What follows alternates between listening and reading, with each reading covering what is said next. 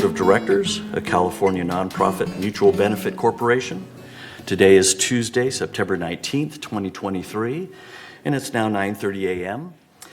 We are here in the boardroom as well as available for viewing on TV6, Zoom, and Granicus. I'd like to call the meeting to order, and I see that we have a quorum today. And we'll start today's meeting with our Pledge of Allegiance, led by Director Ralph Engdahl. Ralph? Thank you. All stand, please. Okay, say with me. I pledge allegiance to the flag of the United States of America and to the republic for which it stands, one nation, under God, indivisible, with liberty and justice for all. Thank you.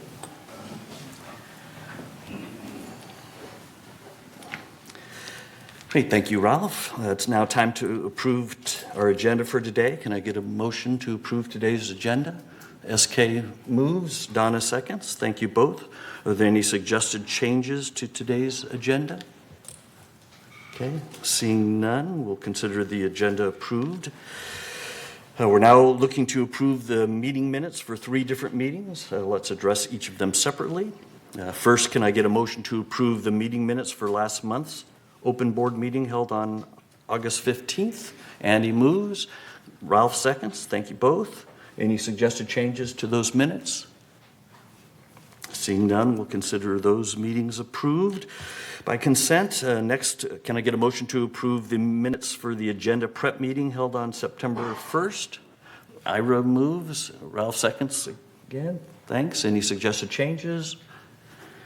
Great. Consider those approved. And then third and lastly, can I get a motion to approve the minutes for the special open board meeting also held on September 1st? That was where the board voted on some variance recommendations from the ACSC. SK moves and Chris seconds. Any suggested changes to those? All right. Seeing none, we'll consider those approved as well. We'll now move on to agenda item 5, which is a report of the chair. I just have a couple of brief comments to share with you this morning. First is to remind those of you who haven't yet voted for candidates to fill our open 4 board positions that are coming open this October to please do so. Board directors make many important decisions that impact you and make them on your behalf, so please vote for the candidates that you believe will best represent you. If you don't know much about the candidates, you can read their candidate statements that you should have received with your ballot. You can also watch the candidates share their recorded thoughts on TV6 on Saturday, September 23rd at 10 a.m. To have your ballot counted, it must be received by Thursday, September 28th, as the ballots will be counted on Friday, September 29th during a special open board meeting starting at 9:30 a.m. here in the boardroom. And speaking of important decisions that the board makes on your behalf, my second comment is to let you know that the board is planning on voting to approve the 2024 budget today, also known as the business plan. And that'll be during agenda item 12C of today's agenda. The proposed third 2024 budget calls for a 5% increase, or $27.98, to bring Third Mutual's portion of our monthly assessments from $559.62, which it is today, to $587.60 in 2024. GRF's portion of our monthly assessment was approved a couple of weeks ago by the GRF board and calls for an increase of 3.1%, or $6.91, taking it from $221.31 this year to $228.22 next year. These changes would bring the total monthly assessment, not including surcharges to members that live in 3-story buildings, from $780.93 this year to $816.31 in 2024. Overall 4.5% increase over our current monthly assessment. That completes my brief remarks for today. As always, thanks for listening and thank you for your support. We will now move on to agenda item 6, which is our open forum. At this time, members may address the Board of Directors regarding items within the jurisdiction of this Board of Directors and not on the agenda. The board reserves the right to limit the total amount of time allotted to the open forum to 30 minutes. Each member is asked to speak for no more than 3 minutes. A member may speak only once during the forum, and speakers may not give their time to others. Members not in the boardroom can also share their comments by joining this meeting via Zoom or by emailing your comments to meeting@vmsinc.org to have your message read during this open forum should time permit.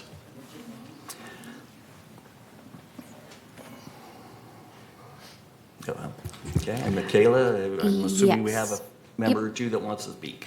First speaker is Chris Collins.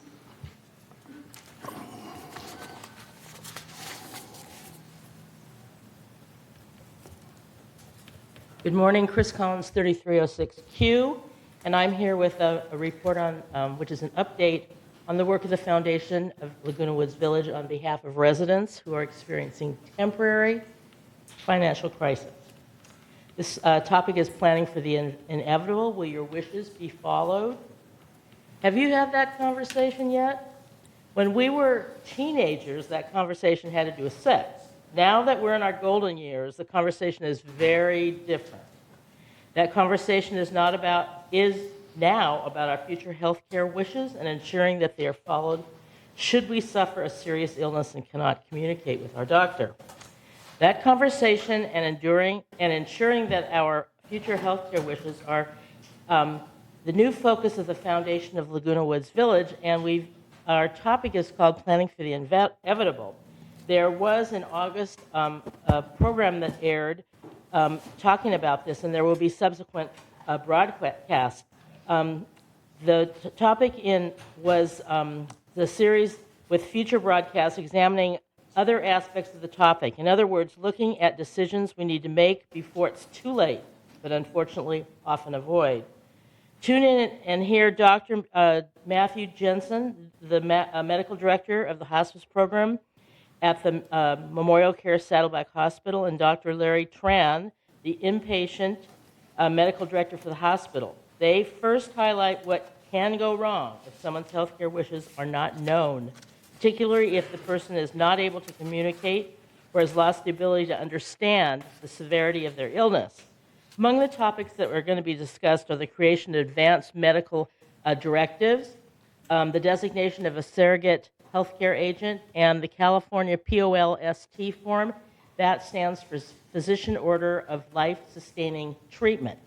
They discuss who can be an agent, whether a surrogate agent has to be a family member, and how you can change your agent designation, and what happens if two agents disagree about what should be done. The most important, they discuss the necessity of having a conversation about your future healthcare wishes with those that are close to you.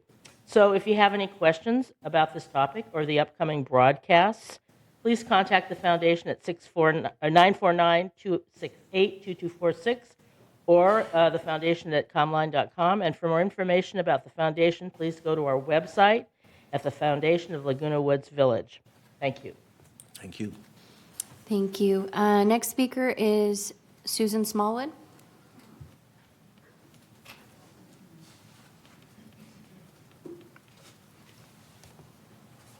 Good morning. Will we ever be able to get rid of this glass here? To the Third Mutual Board of Directors, I am once again concerned about the legal fees being charged in this community. At last week's special open meeting, Third's attorney, Mr. Roseman, and his two associates were on Zoom. They were incognito and not showing their faces and only their typed names. Roseman is fairly new of 8 months, and we, the residents, deserve to see who is protecting our board. I decided to see what this firm has been charging and went to our year-end treasurer's report of December 31st and saw that the legal fees were $329,000, which I know is mainly the former attorney's fees. It further stated that our senior residents had paid back $71,000 due to the compliance issues. That is another concern I have. When I examined our treasurer's report starting March of 2023, I found that there is no longer a separate report of our monthly attorney's fees, let alone what our residents in compliance have been paying back. I am requesting what are the monthly payments starting when Mr. Roseman's office took over and the amount of compliance paybacks. With regard to compliance, I am very concerned with the addition of 2 more employees. What is happening to our community that is causing such dissension? What can we do to make this a better community for our seniors and bring them together? I am also very upset with the unexpected firing of Mike Horton. For once, the alterations department was making great strides in helping our senior residents. Were his superiors worried that he was helping us too much? Were they concerned that something nefarious with that department would be disclosed? Lastly, I reported a flashing stop sign at Sociega and Cabildo as you leave the community to Gate 10 and never worked since installation. It was my understanding it had been reported. I was told there had been nothing in the system. They sent out employees, and I received a notice that it was working. The employees never went to the other side of the intersection to look at one just 15 yards away. Such a waste and costly expense to residents as they now had to go back and reinvestigate. I look forward to your answers to my questions above. Thank you. Thank you. Thank you. Next, we have Ms. O'Hara.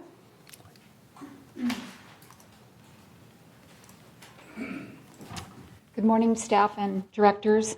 I want to thank Siobhan for having Mike Horton, the former director of our alterations department, reach out to me to listen to my concerns I have with our vendors and PTP.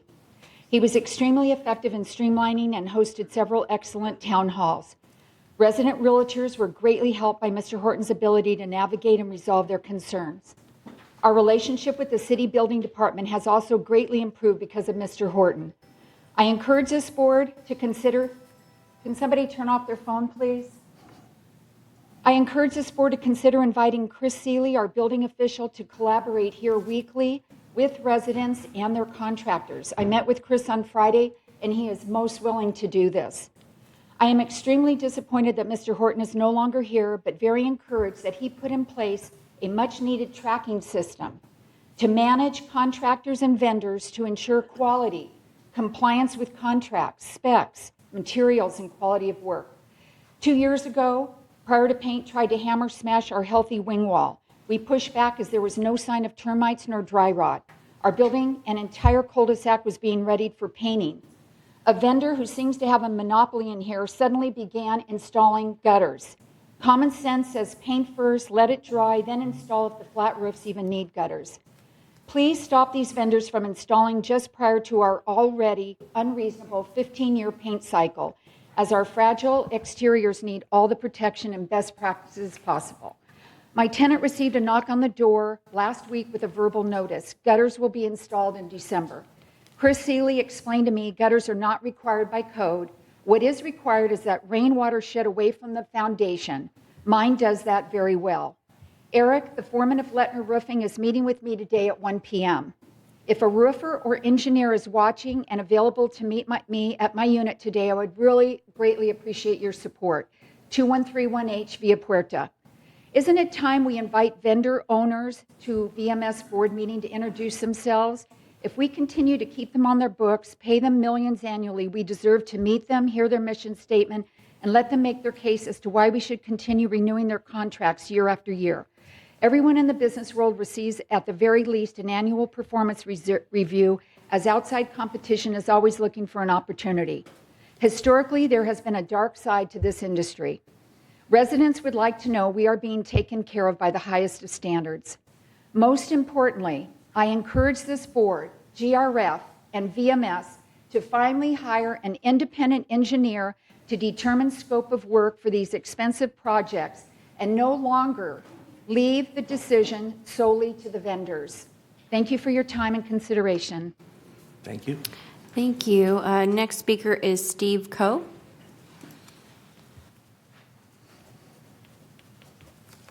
Thank you, directors and members, and especially Director Park invited me to speak about the in moisture intrusion compliance matter. I live in a Gate 11, as you know, it's a one-story home that we have a rain of a month ago or so. And this is for the first time the front door near the roof was leaking. I see there's a drip of little water around the ceiling, bulb rings, and the past, what do you call the white, what do you call the dry waters have never been wet. But the next day, graciously, the roof repair department came in and removed the roof, and then they found that they wet, and the paper is roof out, and then the paper, the wood sheet was also wet. So they changed everything, and beautifully done, and I really appreciate it. The story is that afterward, the compliance matter came out, and this guy come in and delivered the yellow paper that I needed an investigation further. And then why you needed an investigation? He says we should make sure that everything, and how you do it, have to tear down everything. And then I said, whoa, yeah, I'm the one that really wants something done if there's any problem. So far, I don't see any problem. It's all dry, still looking same as before, and it's already months now. It's nothing happening. And then they are sending me those letters saying that they call me meeting with so-called have a hearing, and I have a appointment on September 28th. But in the meantime, I touch with the director Park, and then he says, come up here and talk about this today, because since he's available today, and that's why here for. So I'm wondering why you have to do this. I'm the one that wants that done, but in the other way around. Thank you for listening. Thank you. Thank you, Mr. Cohn. Thank you. Next speaker is Karen Dotson.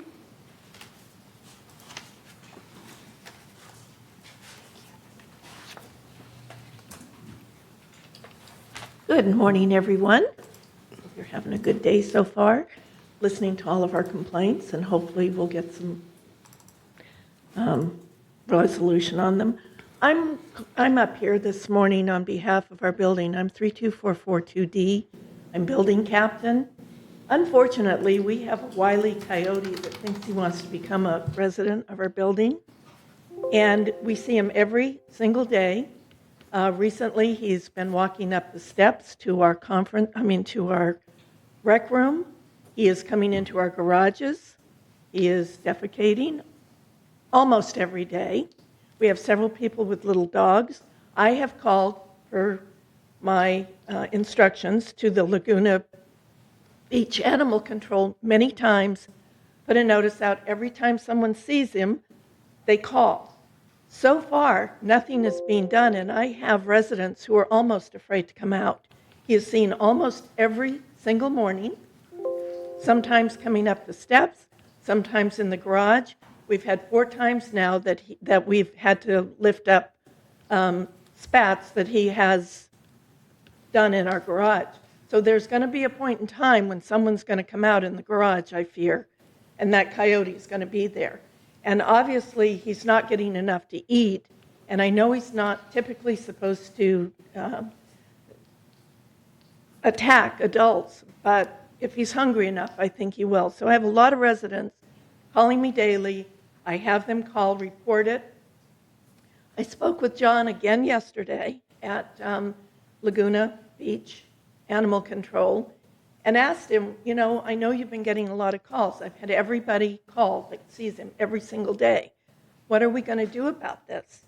And he claims that he is giving these messages to a gentleman by the name of Justin Noguchi, who he told me that he would get a hold of me and let me know what they're talking about doing. So far, nothing has been done. I don't know if any of you can do anything. I just want you to know that I've got a building of residents who are quite fearful. So if you can do anything, I would appreciate it. If you can't, I thank you for your time. Thank you. Thank you. Final speaker is Kathy Garris.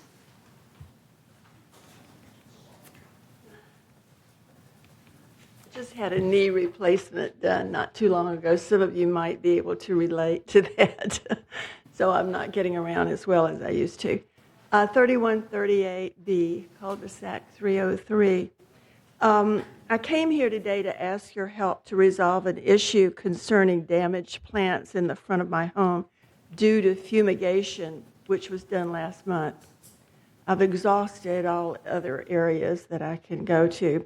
I left the low-growing border of plants in front of my home were lovely, like the same ones that were in the back. When I returned, after being gone a couple of days for the fumigation, they were burned and in terrible shape. Some of the plants were trampled on in the front now, and the limbs were broken. Nothing has been done to mitigate the problem. My building is a four-manor, one-story building, and some of my neighbors' plants, again in the front, not in the back, are even in worse shape. It has been suggested that the heat from the sun, lack of water, etc., may be the cause. However, as I said, the plants in the back, which received almost constant sun all day long, are very healthy. And how could that be the cause in just a couple of days? In my opinion, the company that did the fumigation did not seal the tinting, and I've researched some of this online. They did not seal the tinting properly in the front, which caused the damage. And I feel they should be held responsible for replacing the plants. It's obvious that whoever did the tinting in the front did not seal it properly, causing the gas to come out, especially to the low-growing plants, and damage them.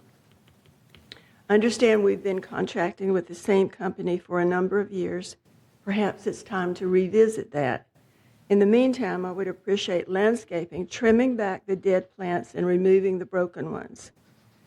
Thank you. And as a side note, I know some of you are being termed out, and I watch this board meeting every month, and I appreciate your service to our community so much, and I welcome all the new people coming in. Thank you. Thank you. And that is all for open forum. Okay, great. Thank you. Thank you, everyone, for speaking. Anybody have any responses to any of the members? Huh? Go. You don't have to. No, I don't have to go, Mrs. Garris. I did get a note this morning from landscaping saying that your plants will be taken care of on the next cycle, which is roughly 2 or 3 weeks out. That's their standard. If you were longer than that out, it would have been a ticket, but it still would have taken that long because tickets are around 3 weeks now anyway. So I just wanted to let you know that what I got this morning. Okay. Thank you. Seeing no others, SK, go ahead. I just like to make comment regarding Mr. Coe's complaint. I asked him to come to compliance hearing on this month, 28th, so that he can present again the same scenario. However, he was trying to avoid unnecessarily cost or expenses for not only the third mutual, but also himself. Once outside contractor comes into the home and to tear down the wall and everything, it costs third mutual for the drywall repair. And then at the end, he has his own cost to repair his own repair works. So all he was trying to do is avoid unnecessarily expenses. So please consider that complaint for the favor to our board. Thank you. And another one, I went to, I forgot her name, but I was trying to visit some landscape issues that we are facing around what we call 110 area. I was trying to go to Luz del Sol to find one residence I saw coyote was crossing in front of me. So that is a big issue that we need try to solve it. But it's animal. I don't know what we can do about that. So we have to relocate them instead of killing them to someplace. Thank you. That's my comment. Thanks, SK. Yeah, well, Moon's here. Great. Moon, you have a comment? May I? Thank you. Hello from Cambodia. Yeah, I'd like to comment on the Mr. Cole. He approached me before I left, and then we had some talk about it. And this seems to me same my complaint about compliance department. It appears that there was some wetness and the leak around it, and then it was all repaired. And so there hasn't been any problem ever since. But the moisture intrusion people insist on tearing down, looking at more investigation. And then he said there's no need. And then now compliance people said he is not complying moisture intrusion people's request. So he got some letters from compliance. So it seems to me this is waste our time and the money of moisture intrusion people as well as compliance people, which I, most complained so many times already. So this needs to be considered, by the board, and I think the compliance letters to him to appear another meeting or executive meeting, and that needed to be reconsidered. Thank you. Great, thank you, Moon. All right, I'll just have I have a few comments as well. I'll just kind of chat about all of them, just what I will do about them, if anything. Ms. Collins, as always, thank you for sharing information about the foundation. Planning for the inevitable is a good thing to be doing.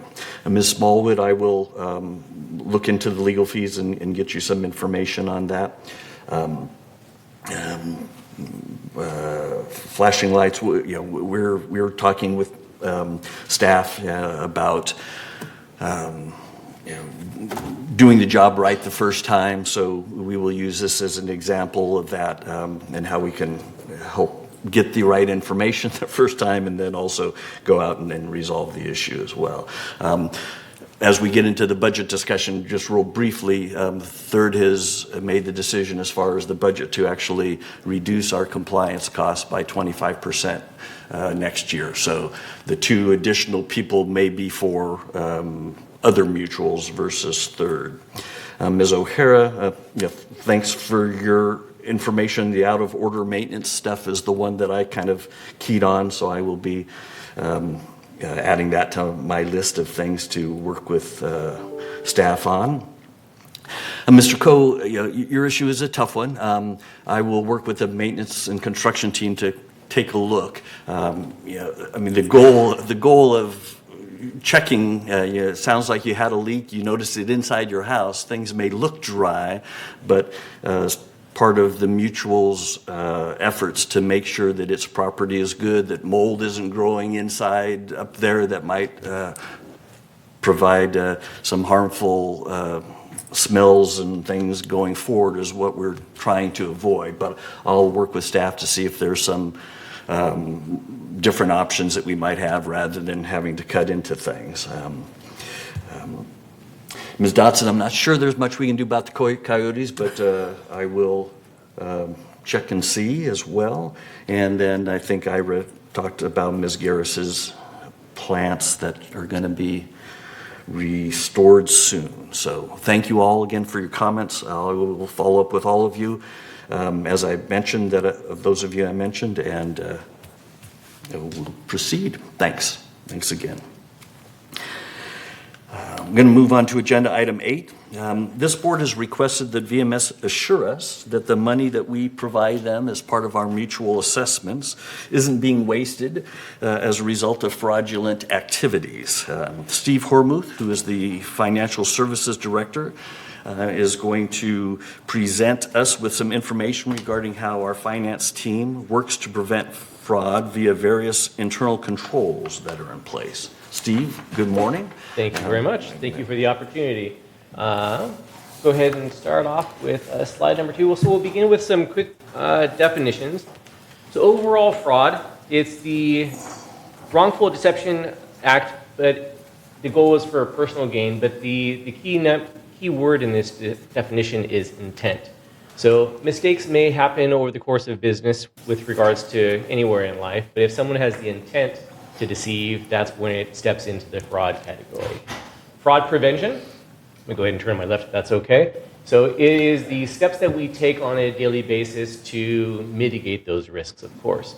And in order to do so, consistent with other companies out there, your best practices consist of a series of internal controls. So, and again, these are policies and procedures that the business implements to mitigate these risks. Items consist of things such as bank account reconciliations, process approvals. When we write checks, there's multiple signatures, various levels of review. Next slide, please. The strategy that VMS takes, again, to mitigate issues of fraud is the implementation of internal controls. So you also have, beyond just policies and procedures in place, we monitor these internal controls as well as test them on a regular basis. And adherence to the internal controls provides the company with assurance that your processes are operating efficiently, that there's opportunities for, if someone were to identify something of a concern, that they have an avenue to reach management and announce themselves, as well as things such as a whistleblower protection. Those are all things that are included in our employee handbook. Next slide. With regards to internal controls themselves, they're broken down into 3 high-level categories. You have your preventative measures, corrective measures, and detective. The best one you can have, of course, is preventative, and those things would consist of typically your system controls. If I don't want someone to have access to a certain file, I can restrict their use. Similarly, when it comes to issuing a wire or issuing a check, only certain individuals have access to perform those functions.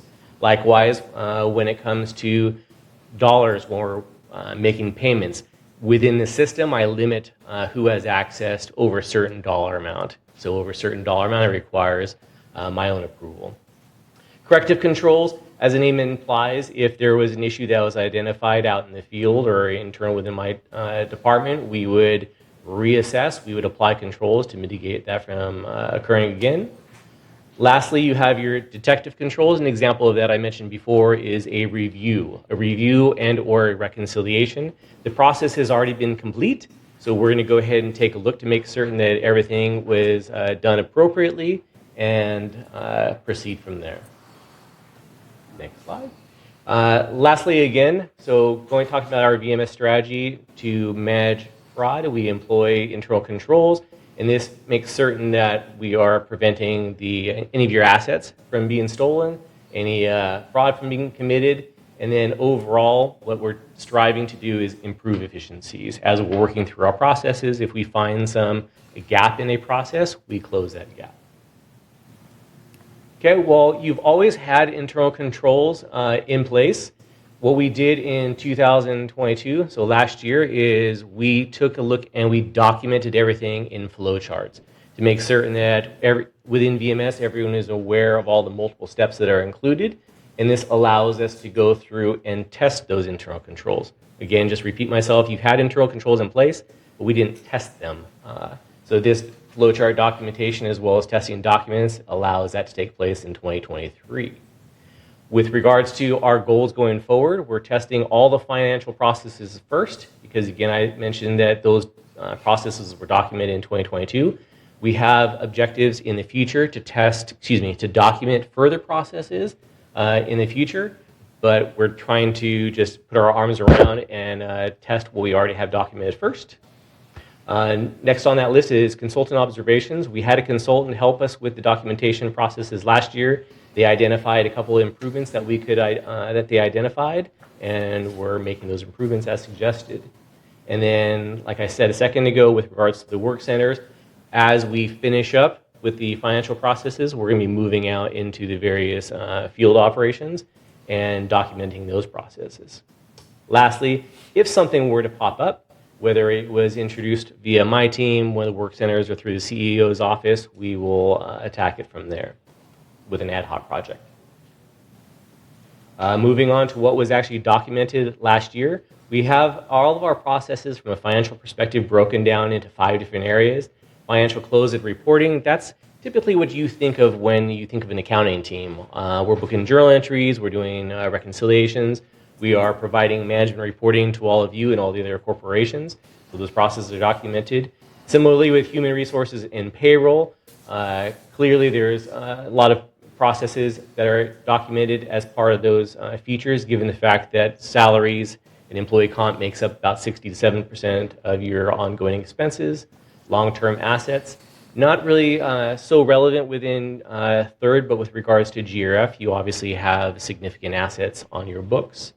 Procure to pay is a fancy way of saying going from the moment that we issue a purchase order all the way through to the time that we issue a payment to the vendors. So we have a lot of procedures in place. We have a purchasing policy that dictates when the board is involved, when staff is involved, and all the steps that need to take place in between. Treasury focuses on your management of your cash as well as your investments. Lastly, on the testing side, the first thing that you typically want to do, and maybe I kind of should have put that first, is a risk assessment. This is relatively consistent with most companies, but we took a look at your service company we provide to other residents. We focused on the various risks within the company. Again, most of those are the items that we documented above in the flow charts. We make certain that each risk has an internal control to match. That falls down to the next line item with the control matrix, as well as a control walkthrough and templates. So again, you have a risk that exists that is just inherent to business. And then we document and test the controls to make certain that those risks are being addressed. Within 2023, we hired an internal auditor. Again, she's going to be doing all the testing. She has significant experience. She's 15 to 20 years as an internal auditor, and she'll be reporting directly to Pam Jensen, who is our controller, sitting here in our audience. And then, as well as if there's any things that come up, both Pam and Susan will address them appropriately. I'll pause here if there's any questions. I also have Pam here to help me address questions that you may have. All right. Anybody have any questions? All right. Well, I do, as always.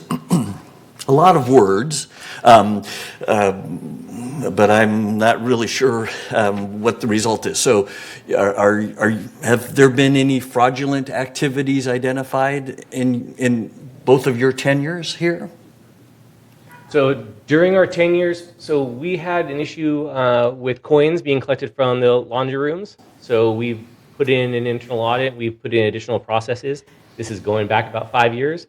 Beyond that, nothing of material nature that would be considered fraud. Okay. Okay.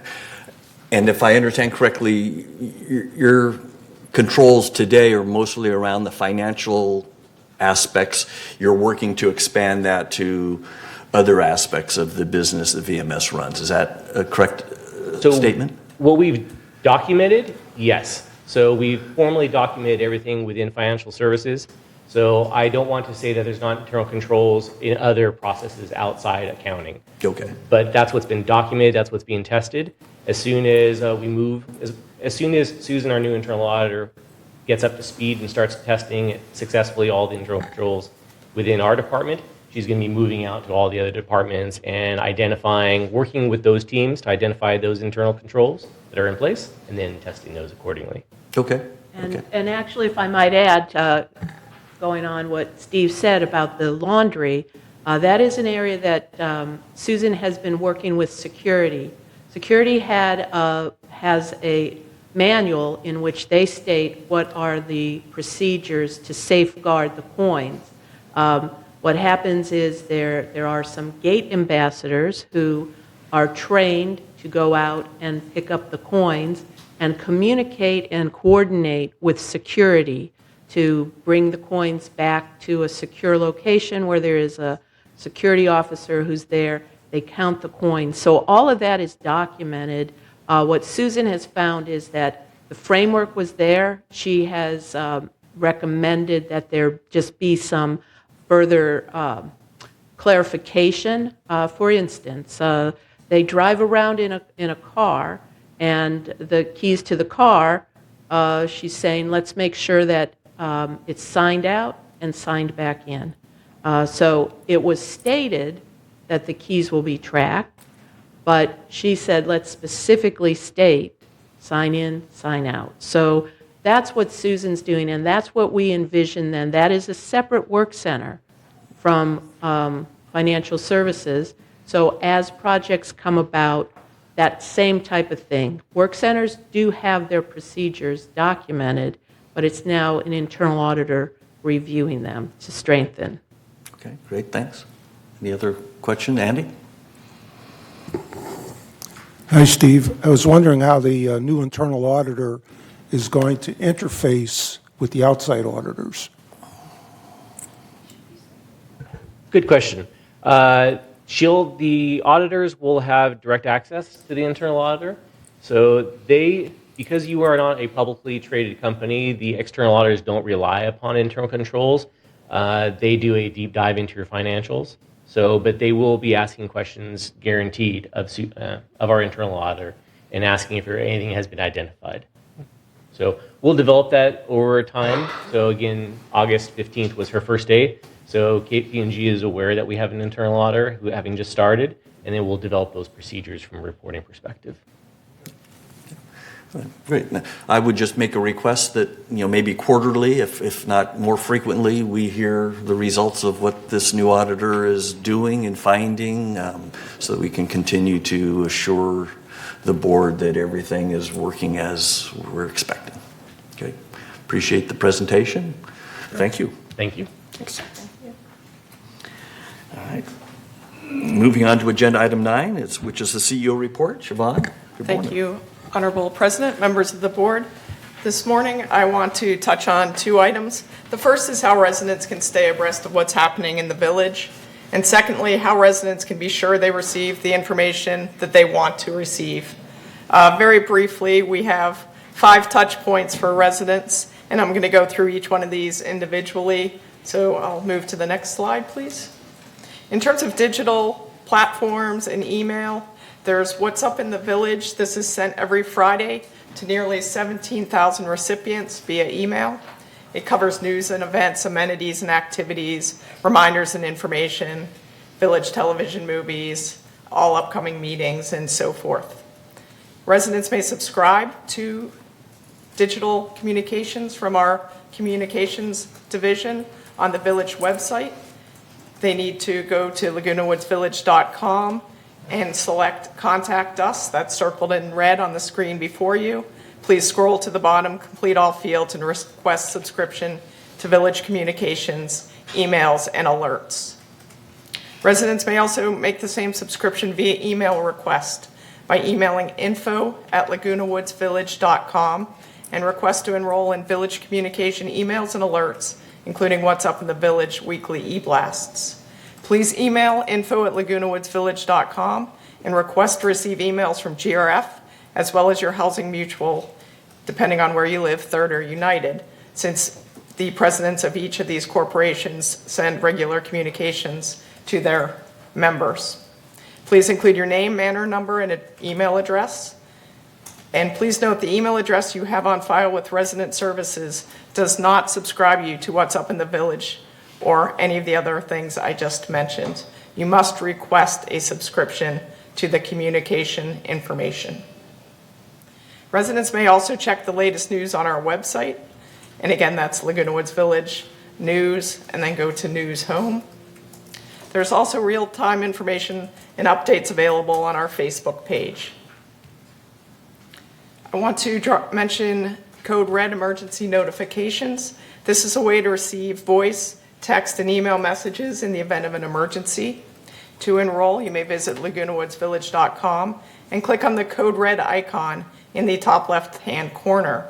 Please complete all Code Red form fields. Alternatively, residents may complete a hard copy form. They're available at the concierge desk here in the community center lobby, or you can take the form with you and fill it out and send it back in. The form is also included in the April and November mailings that each of our members receive. In terms of print communication, the Village Breeze magazine is the primary hard copy communication that we use, and this is paid for through a partnership with Memorial Care. If you could go to the next 2 slides, please. It's delivered bi-monthly to each manor. It features information of interest to our active adults. It has columns with news and updates from VMS departments. It has resident-driven content and community-connected, and has helpful information, maps, phone numbers, email addresses, and so forth. It's also available throughout the community at our clubhouses, the Clubhouse One Fitness Center, the Golf Pro Shop, and so forth. All the locations are listed on the screen before you. Residents may watch board and committee meetings. They may view meeting calendars, agenda, reports, and minutes. The meeting calendar and schedules are available on the website. If you go to lagunawoodsvillage.com and select calendars, you can see that on the screen before you. You have the option to select calendars, and then you can specify all governance boards or a particular governance board. To watch live past open board meetings, please follow the path to Granicus.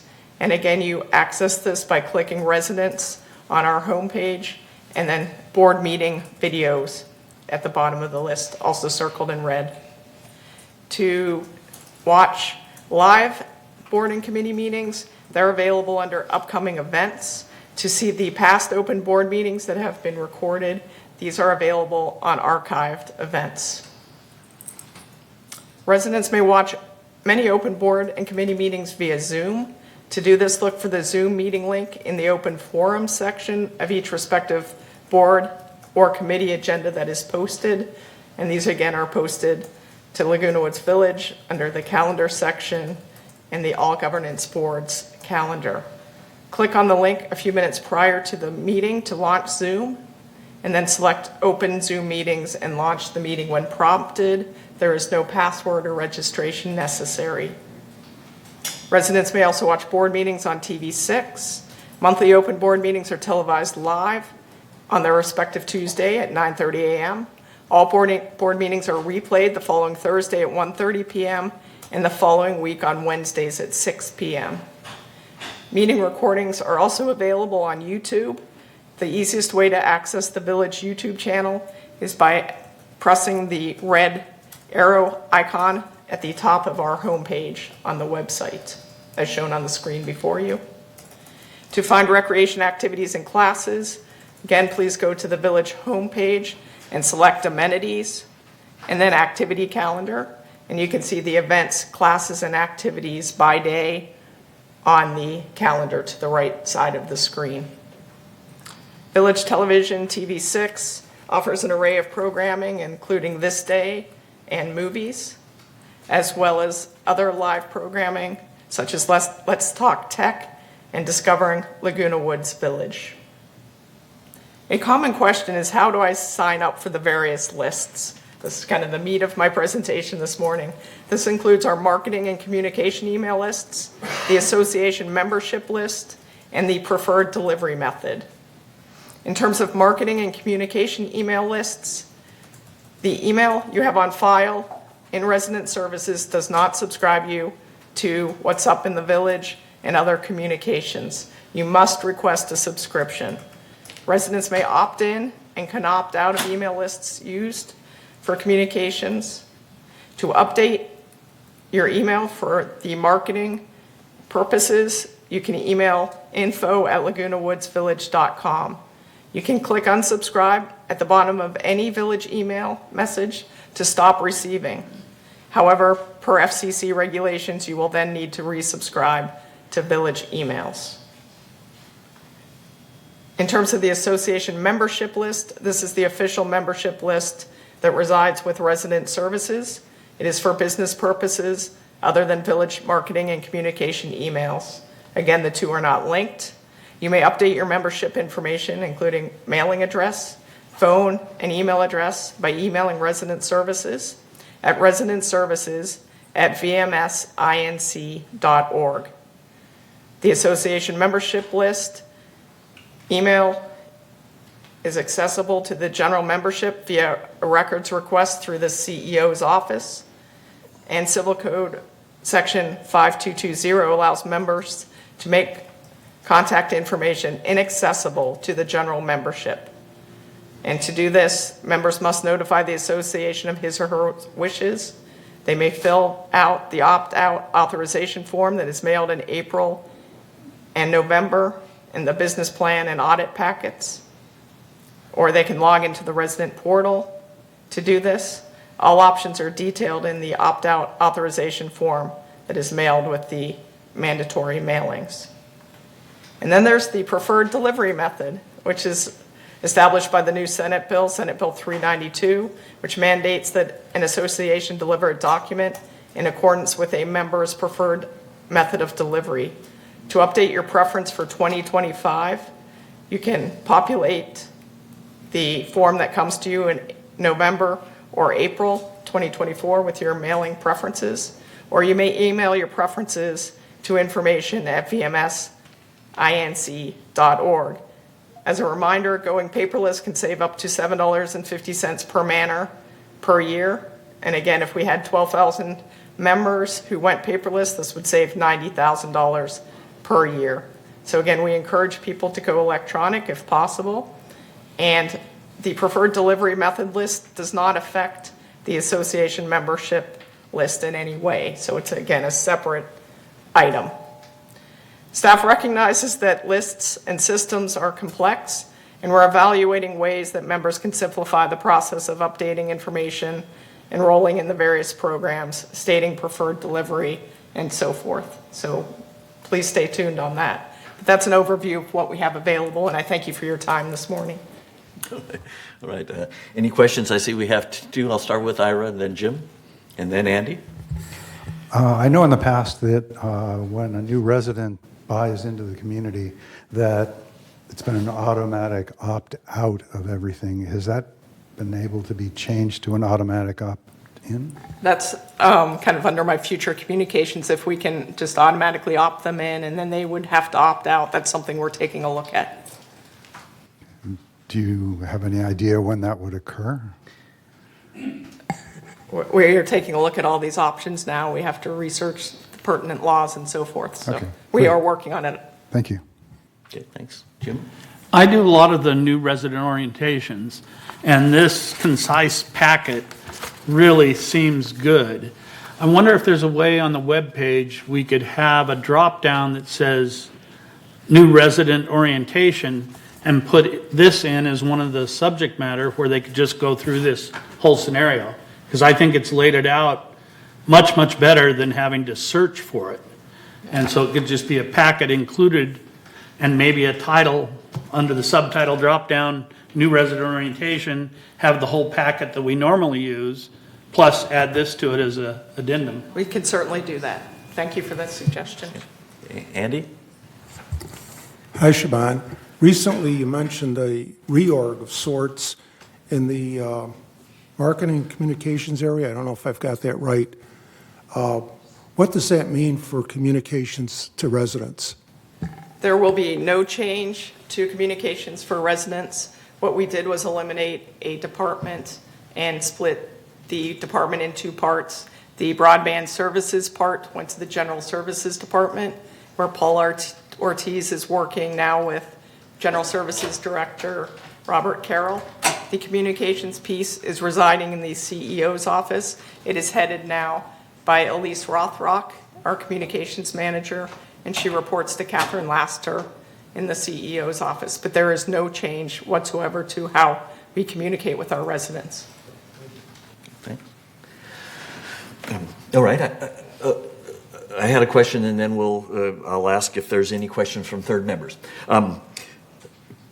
Page 31, you mentioned years 2025, 2024. So does that mean we have to request our preferred delivery method every year? We do per this state law, and the response date is September 1st. So Okay. September 1st was the date for 2024. And since that's passed, now any changes in that delivery method would be for 2025. Okay, so if I Again. went in today and sent an email to info for 2025, I wouldn't have to worry about it until after September 1st of 2024. Yes, that is Okay. correct. Okay. As all right. confusing as it may be, that's the. Okay, well, we understand it's, if the state is mandating it, then it will tend to be confusing. Thank you. Okay, that was all I had. Any others? Do we have a member comment? Yes, just one from Miss Carol Moore. When I heard the $90,000, it really caught my attention. I do it that way, but I'm wondering, I've heard people concerned, the date that you take it is around the 10th, as I recall. I don't know, but I think it is, that can the person determine the date? The reason I'm saying that is perhaps their income means that they don't want it on the 10th. The 15th is when I've just heard this before, and I wonder if you can adjust that. Carol, I'm sorry, I'm not understanding your question. Okay, and I'm referring to the assessment. Oh, okay. My assessment, I do have direct, and mine occurs, I think, around the 10th of the month, as I recall. I did it years ago. Okay. And we found the same thing. But I've heard people say that they have an income that comes, let's say, later. Can that be adjusted, or is there only one? Please let me check on that and see if there's any That might flexibility, and I'll share that encourage information. others. Thank you. Okay, thank you.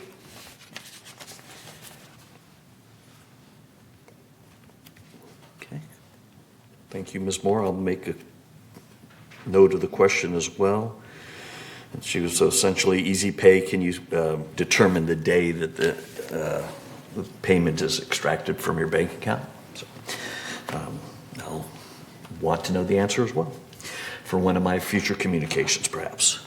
All right, any final questions for Siobhan and her CEO report before we move on to agenda item 10?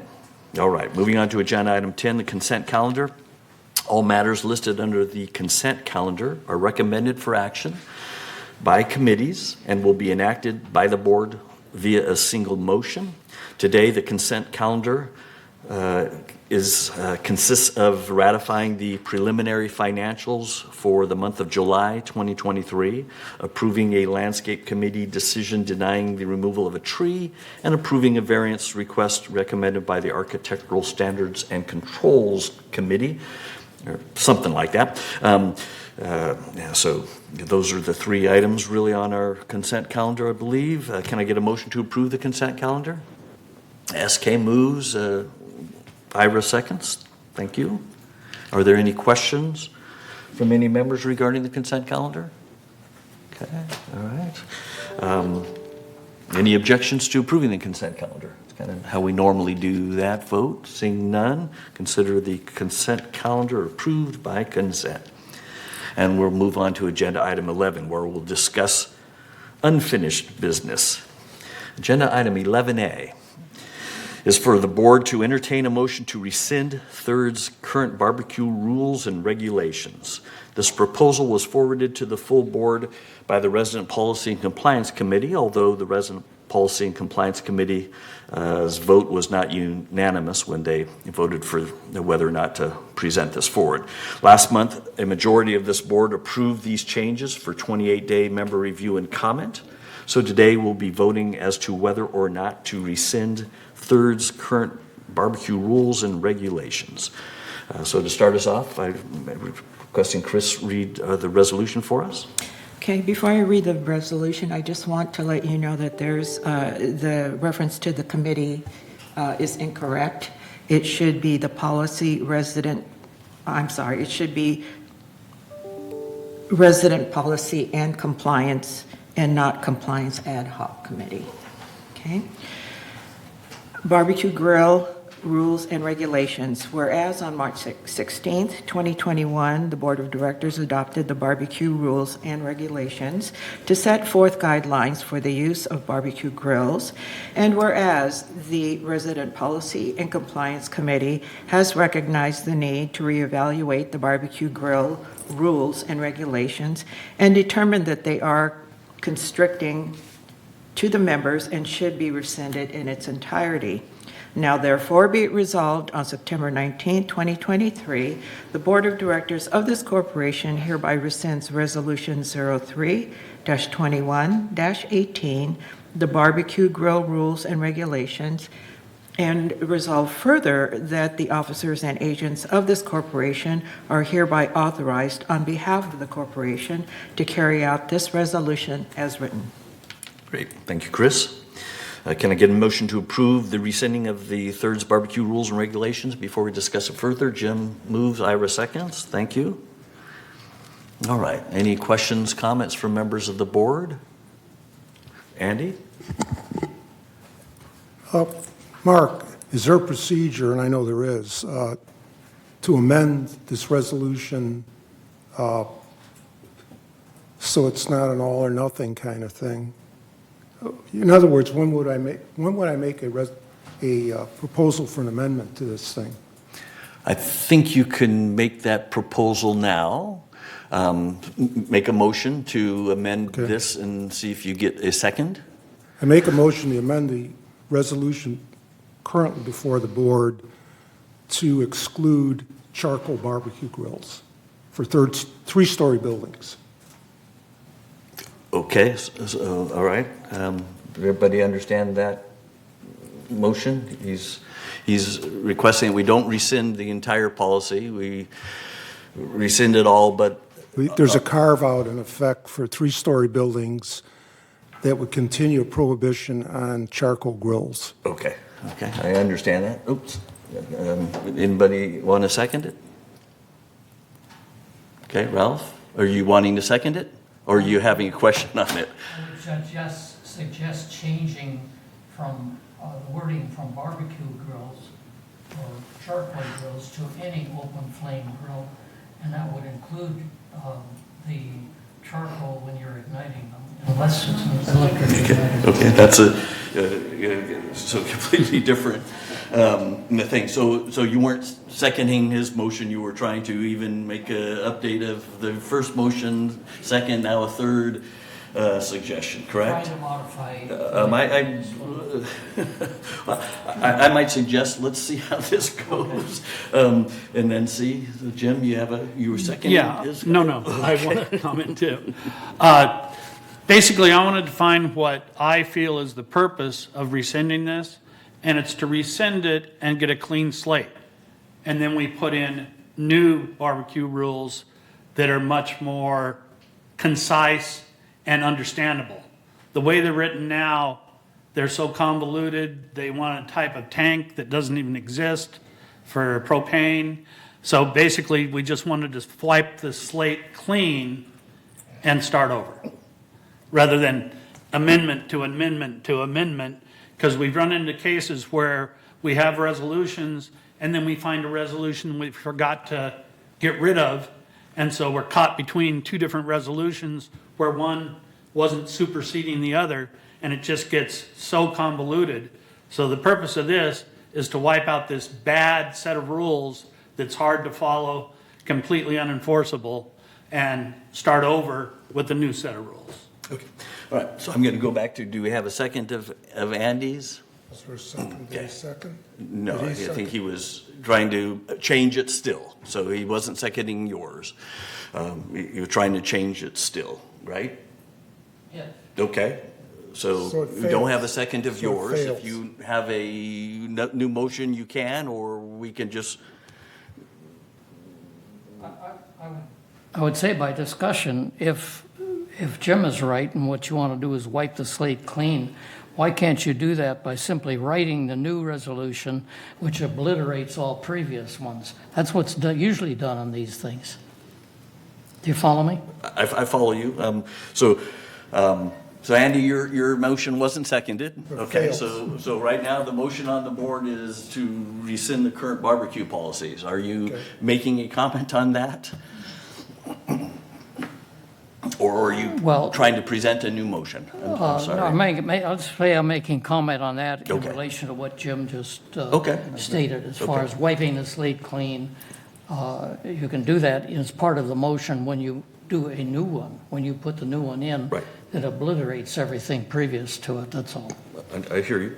I'm just not sure we have So that's agreement an as what the new motion, That's an what the new argument. rules would be. So I think that's the issue, is do we extend the existing barbecue rules while we work out what the new rules should be, is one option. The option really that's on the table today is, as Jim said, get rid of all rules and then start anew. So what I had to say then was really part of the discussion, not a motion of a new. Okay, that's what I thought. Okay. Any more discussion from board members? Donna? Yeah, just to give us the time to clarify, I recently discovered on the internet a statement that says retailers and suppliers must remove lighter fluid and charcoal briquettes from store shelves in Los Angeles, Orange, Riverside, and San Bernardino counties by January 1st. If in fact that is correct, that will take care of itself. If you won't be able to buy charcoal. I got a big garage. Sorry. Yeah. So I think there are some things in the works, and what was interesting is that is apparently part of the Clean Air Act, and the relationship to that as opposed to a fire ordinance, which I thought was interesting. So certainly as we do this, we ought to clarify where the state is going as well. Sounds good. Sounds good. All right. So Andy? It does say in our bylaws that anything we decide is still subject to any other rules out there by a legislative body. In other words, we could allow stuff, but if the state or the county or the city doesn't allow it, that overrides anything we do. So in this particular case, we would be allowing all kinds of barbecue types. And let's say, as Donna said, the rule comes up. Is this rule for sure, or is it they're talking about it? It looks like it, but you never know. We'll have to look into it. we have to investigate. I just discovered it last night. Okay, so that's an iffy thing. I just want to ask, if we wipe the slate clean, where's the guarantee, where's the promise that we'll look at this in a quickly? I would hate to see this just die because we don't look at it again. Who's going to champion this? Who's going to look at where's the promise that when we look at these rules, if we get rid of them all, where is the promise and when that we'll look at exceptions? I will ask Jim if he has any thoughts, since he was the one who raised the point of rescinding and coming up with new, cleaner rules. Are you going to make a motion after, say, if we voted to rescind this, would you make a motion that the Resident Policy and Compliance Committee at its next meeting start looking into the barbecue rules? Yes. Okay. And my idea is that the briquettes, charcoal, could only be allowed in single-story buildings that are standalone or duplex, that all the multi-story buildings not allowed to have charcoal briquettes. The multi-story buildings can have electric barbecues, and even though I would think that would be the safest for the HOA, I also think that there's cases where people can't use electric barbecues because a lot of the units don't have outside electricity. They don't have duplex plugs. So I would also suggest that we allow propane, and instead of the oddity of how it was written in the old rules, that it be allowed to be the size up to the standard, which whether you call it a 20-pound or a 5-gallon, that's the maximum size propane tank that can be used on the propane grills.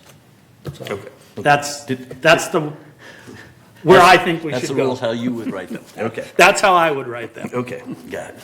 Okay, so we've got a statement that you'll Yes, so I think. do it next time. Yes, so I think the promise you're looking for, that how it's going to proceed, he's kind of saying, he's promising to make a motion based upon the results of how the board votes on. Yeah, and of course, it'll be a thorough review. We'll get input from the residents about this.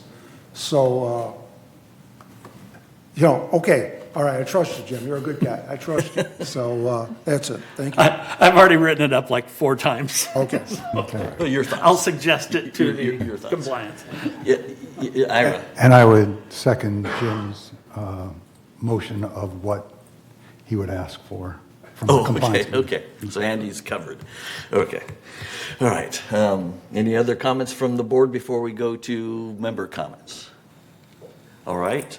So it's now time for member comments. So you just note, similar to the open forum, the board will limit the total amount of time allotted to member comments to 30 minutes should we need to, just to try to keep this meeting moving along. So Michaela, do we have any member comments today? Yes, we have 2 in-person comments, and then the remainder are emails. The first one is from Stuart Hack.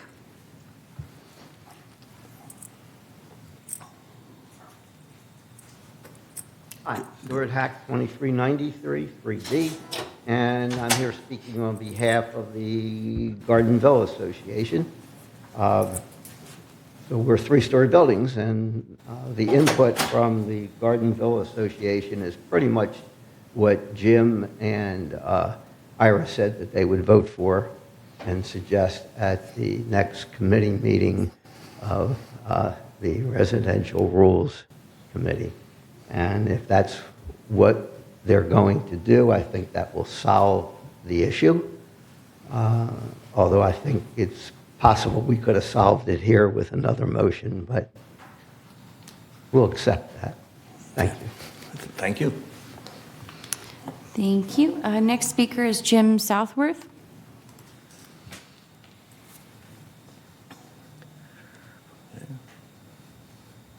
Good morning, President, board members.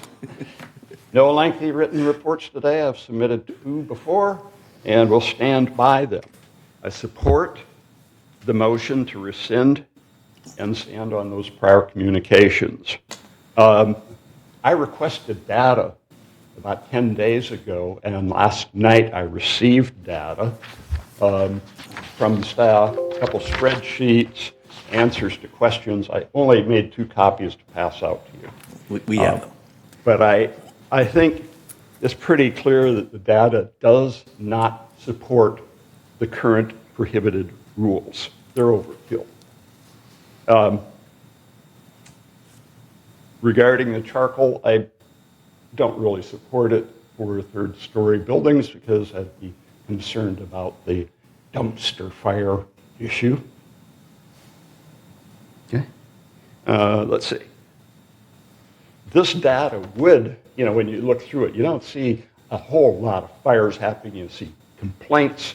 You can't really nail this down to this is a serious problem, not even a minor problem. It would support, as I've suggested before, an education program, a basic education program. Because looking at some of the stuff, it's, where there have been calls or complaint, is mishandling of it, and relationships between neighbors could be better.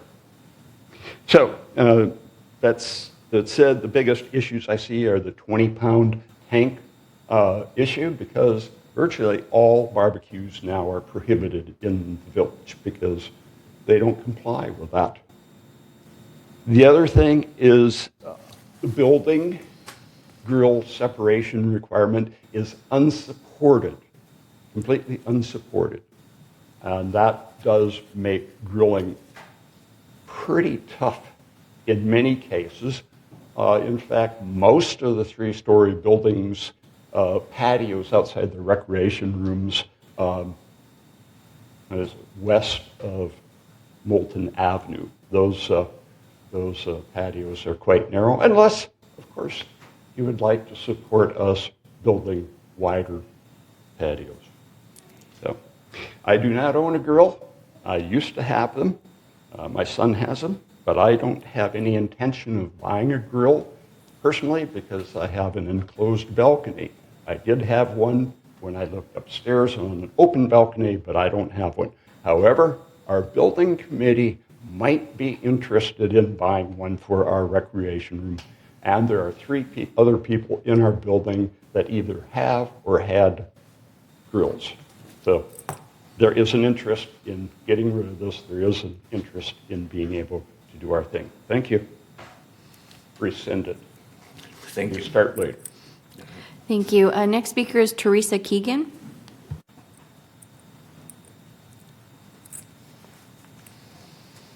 Teresa Keegan, 3420. Thank you very much for considering this and for bringing our rules into enforceable, knowledgeable, accurate, community-minded way of living.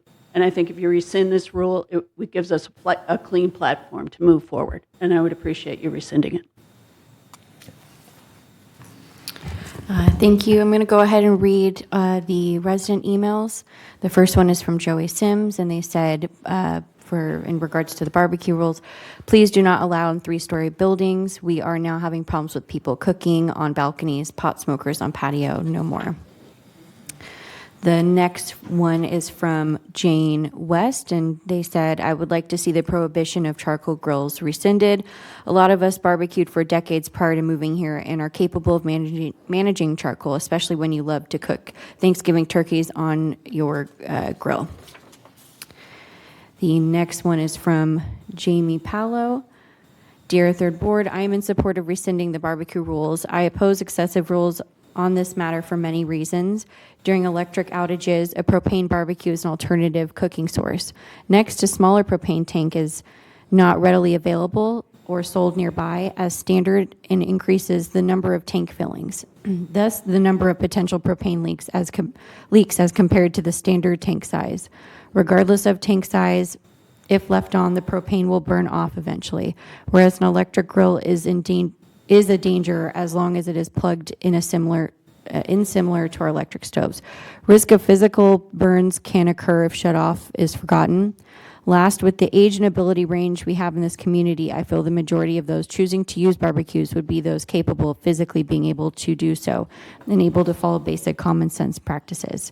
In conclusion, micromanaging those desiring to cook outside limits our retirement experience. Too many rules dissuades people from wanting to live in this community. I vote to rescind the barbecue rules. Let's keep as many freedoms as possible and enjoy those outdoor barbecues. The next one is from Beverly Generou.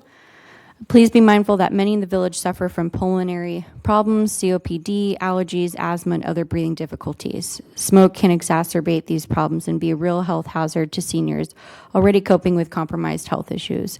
The rules relating to barbecues were put in place for a reason. Smoke is not just an unpleasant nuisance when it is coming into our homes. It is a real threat to those with existing illness and can create new problems, lung cancer for others. Again, please rethink removing these restrictions in our community. Next one is from Carol Tanner. My opinion is that open flame barbecue should not be allowed in multi-story buildings because an accidental fire could spread so quickly. That is the only restriction I suggest. From Elaine Grist, the residents of Calle Azul, a 3-story building, have been delighted with our barbecue grills. The grills are kept safe, clean, and are used with consideration of our neighbors. They have been the source of food and fun that have brought our neighbors together. Please ensure they remain available to us. From Joe Silva, Dear Third Board, I would like to express my strong opposition to the proposal to rescind the barbecue rules within our association. The recent email regarding the issue noted that some members of the committee felt that they were too restrictive and not easily enforceable.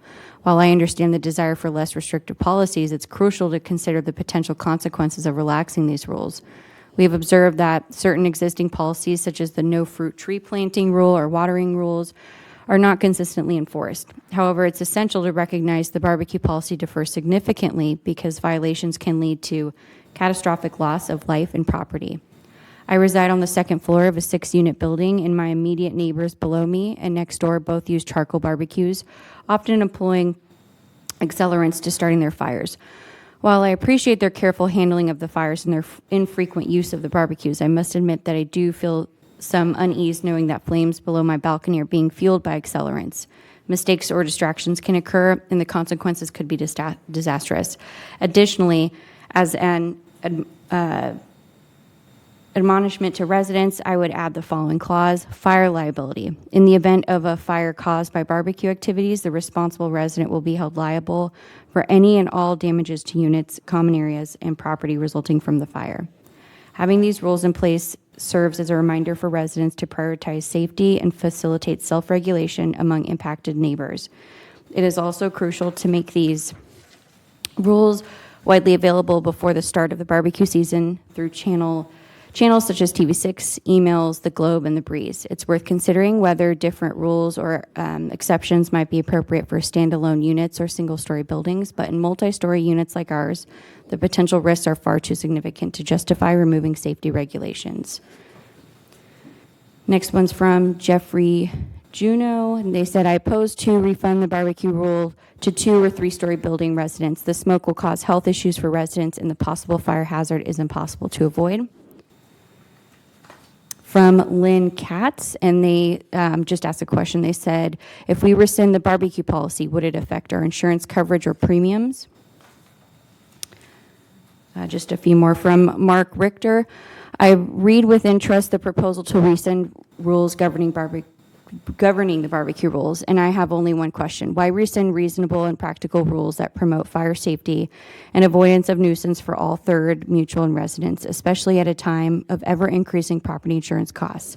Thousands of residential fires have been caused nationwide each year by people mishandling barbecue lighter fluid and by disposal of hot coals in trash cans and dumpsters.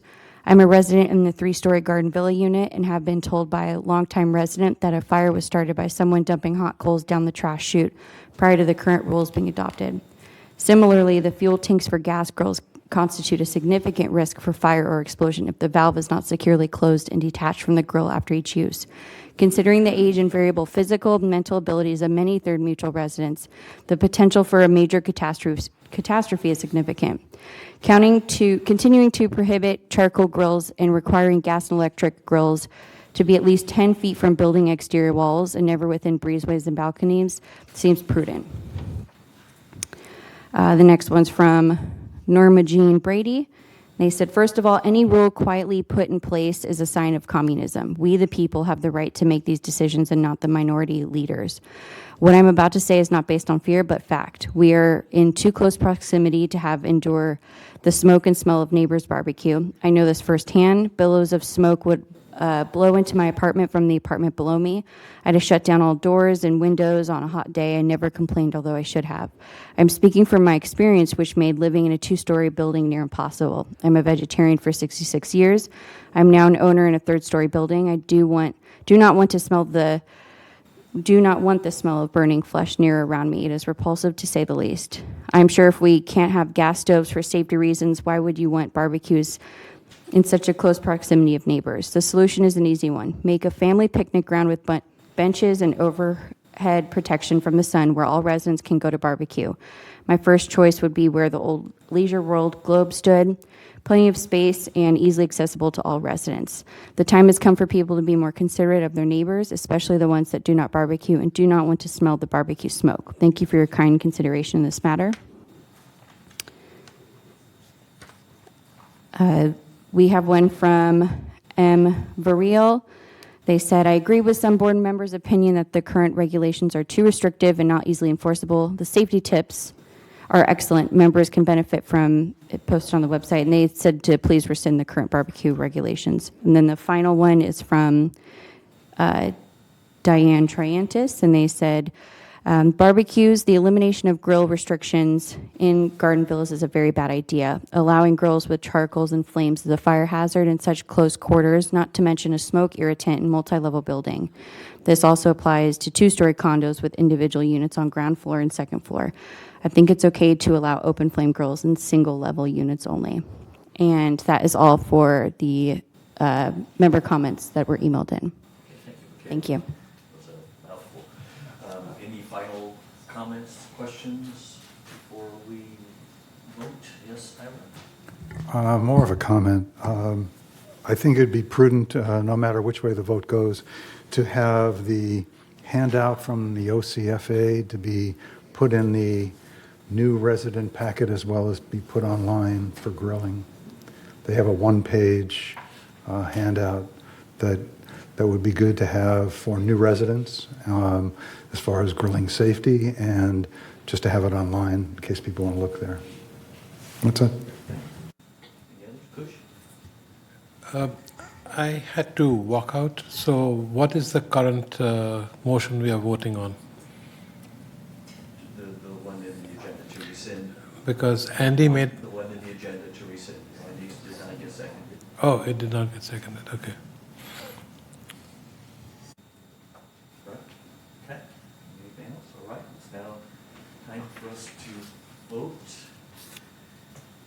We'll see if it's going to be done electronically or not. There's a screen in front of me. Yeah, I mean, there's a screen in front of me, but nothing happening. I'm not seeing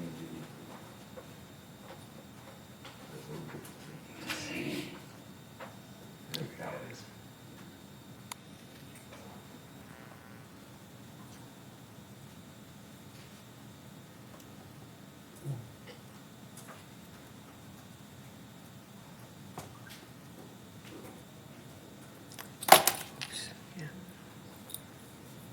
Mine is still not working. Paul? Mine's not working.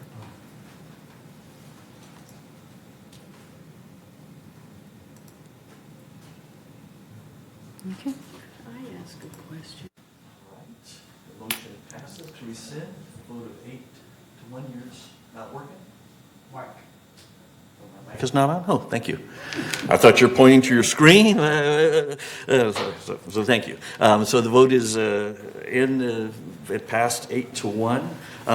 I was the one that voted no. Again, mainly right now we're having no rules. I think we could have, as Mr. Hack suggested, probably come up with a way of revising the rules to what hopefully we will momentarily talk about without rescinding and starting again. But that's neither here nor there.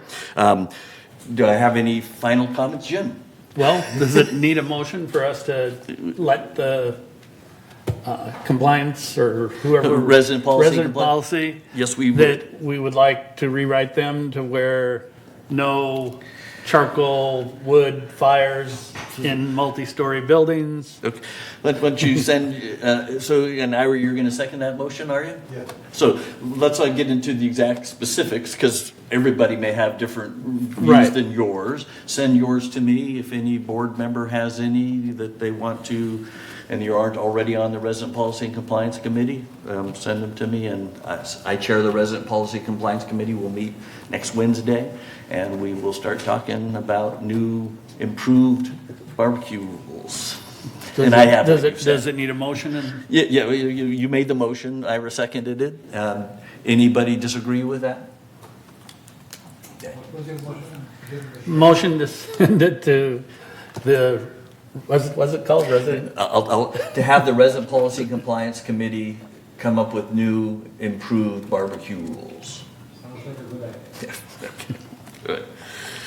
Okay, thank you, Jim, Ira, and everybody else. Okay. Moving on to agenda item 11B, and thanks for all the member comments as well. Agenda item 11B is for the board to entertain a motion to approve a revision to Third's electricity usage reimbursement policy. These updates were suggested by the Maintenance and Construction Committee. Last month, this board voted to approve these changes for 28-day member review and comment. So today we will be voting as to whether or not to approve these changes for implementation. Chris, could you read the resolution for us, please? Yes, revised electricity usage reimbursement policy. Whereas Mutual has historically reimbursed members for electricity consumption related to the restoration of manors as a result of moisture intrusion, as well as for excess electricity consumed due to hot water supply line leaks. And whereas the mutual is interested in revising the current policy to reflect increases in electricity rates. Now therefore be it resolved, September 19th, 2023, that the Board of Directors of this corporation hereby adopts the revised electricity usage reimbursement policy as follows.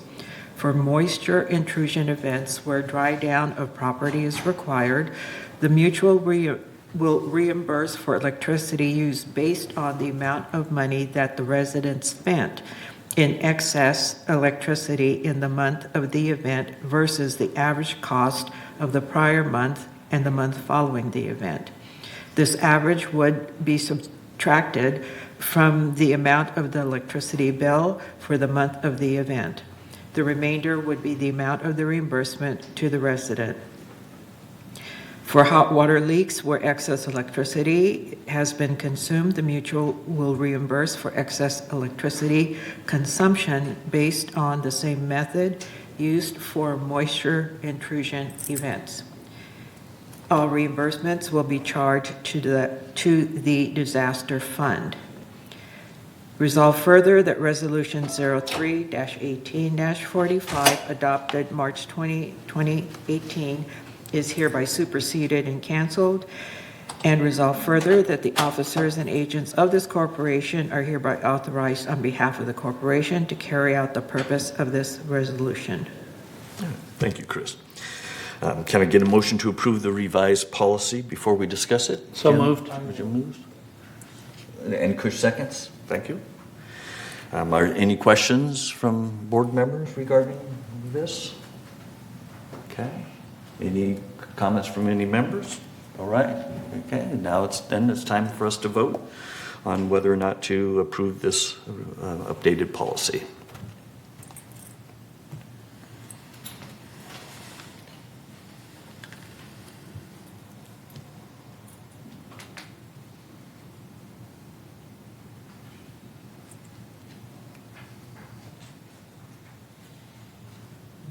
Okay, the vote is in, so it's 9 yes and no no's, no abstentions. Thank you, board. And staff will implement this now. Moving on to agenda item C, it's for the board to entertain a motion to approve a revision to Third's alteration fee schedule. These updates were suggested by the Architectural Controls and Standards Committee, also known as the ACSC. Last month, this board approved these updates for 28-day member review and comment. So today we'll be voting as to whether or not to approve these revisions to this fee schedule for implementation. Chris, would you please read the resolution for us again? Alteration fee schedule. Whereas alteration and variance requests require significant staff time for proper processing, including research, report preparation, presentation to the appropriate committee and board. And whereas in order to offset a portion of the administrative costs associated with processing alteration applications, the board has adopted an alteration fee schedule. And whereas the attached revisions to the alteration fee schedule are recommended to be approved by the board, and whereas the new alteration fee schedule better aligns the fees with the administrative time it takes to process each task. Now therefore be it resolved September 19, 2023, that the board hereby adopts the revised alteration fee schedule as attached to the official minutes of this meeting and this resolution. And resolve further that future revisions to the alteration fee schedule will be included in the annual assessment letter packet and the finance department issues every year in November under the architectural review procedures section of the annual policy statement. And resolve further that Resolution 03-23-43 adopted April 18, 2023 and Resolution 03-23-69 adopted June 2023 are hereby superseded and canceled, and resolved further that the officers and agents of this corporation are hereby authorized on behalf of the corporation to carry out the resolution. Thank you. Can I get a motion to approve this revised fee? Jim and Andy? Jim moves, Andy seconds. Thank you. Are there any questions or comments from board members? All right. Any questions or comments from third mutual members? None? All right. It's now time to vote on this as well.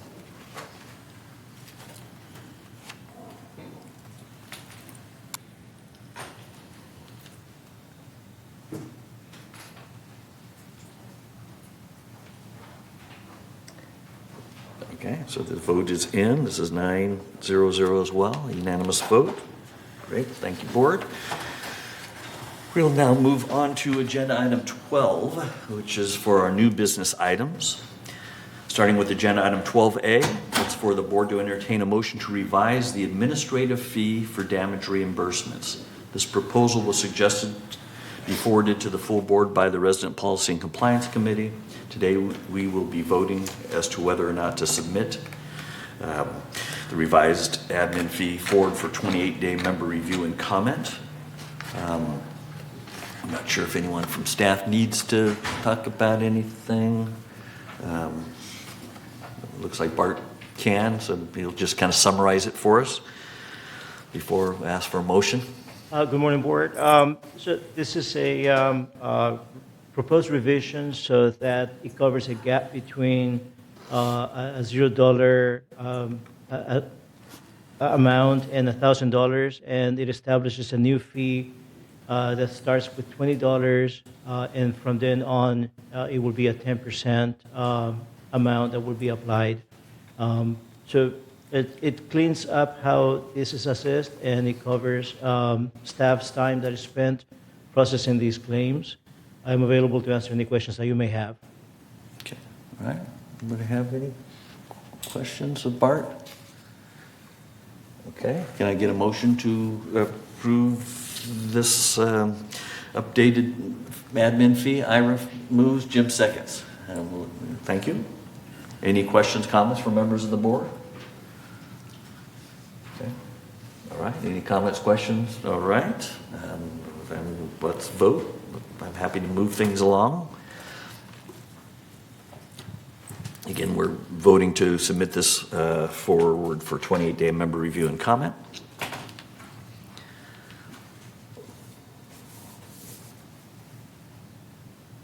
All right, and voted as a couple of people have dropped out, but it was 7-0-0. So we'll consider this approved and move on to agenda item 12B for the board to entertain a motion to eliminate demolition consent requirements and associated fees when requested.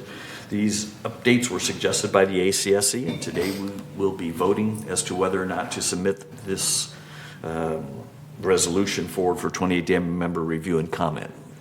So Bart, maybe you can tell us a little bit about this.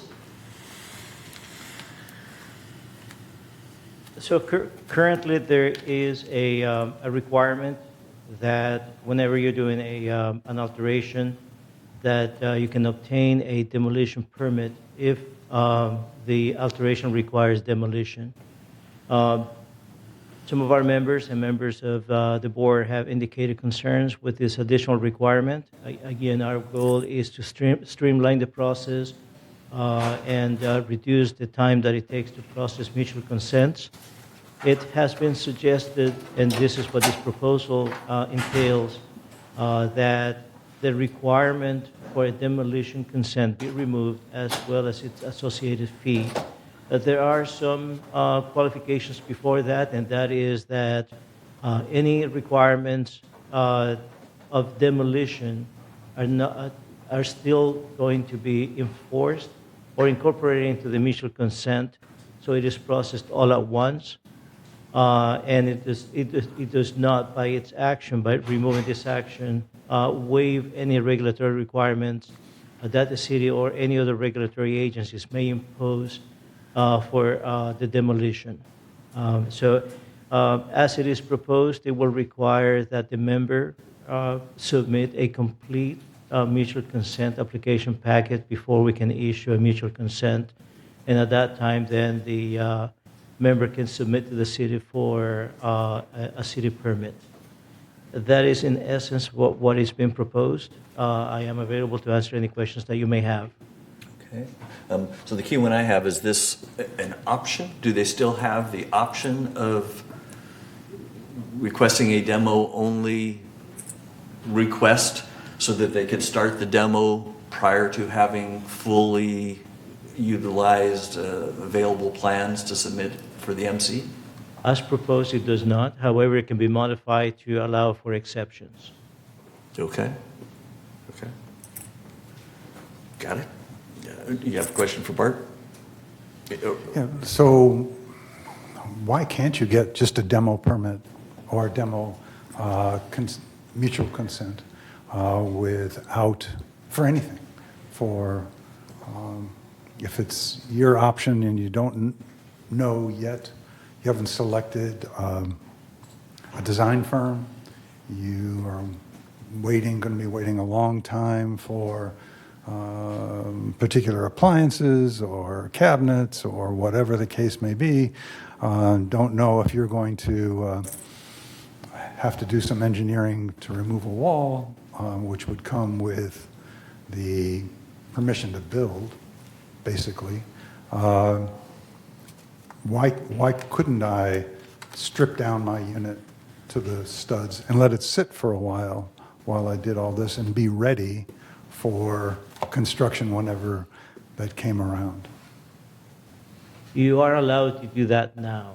Okay. With the current fee schedule that we have in the current procedures, you are allowed to submit an application for a demolition consent, and you can start that process, whether it is finalizing the plans or if there's an impact to regulated materials, to start your survey and plan and submit it for review. So that is in place, but there's a fee associated with that for the time that we spend entering the information into the system and monitoring that the work gets completed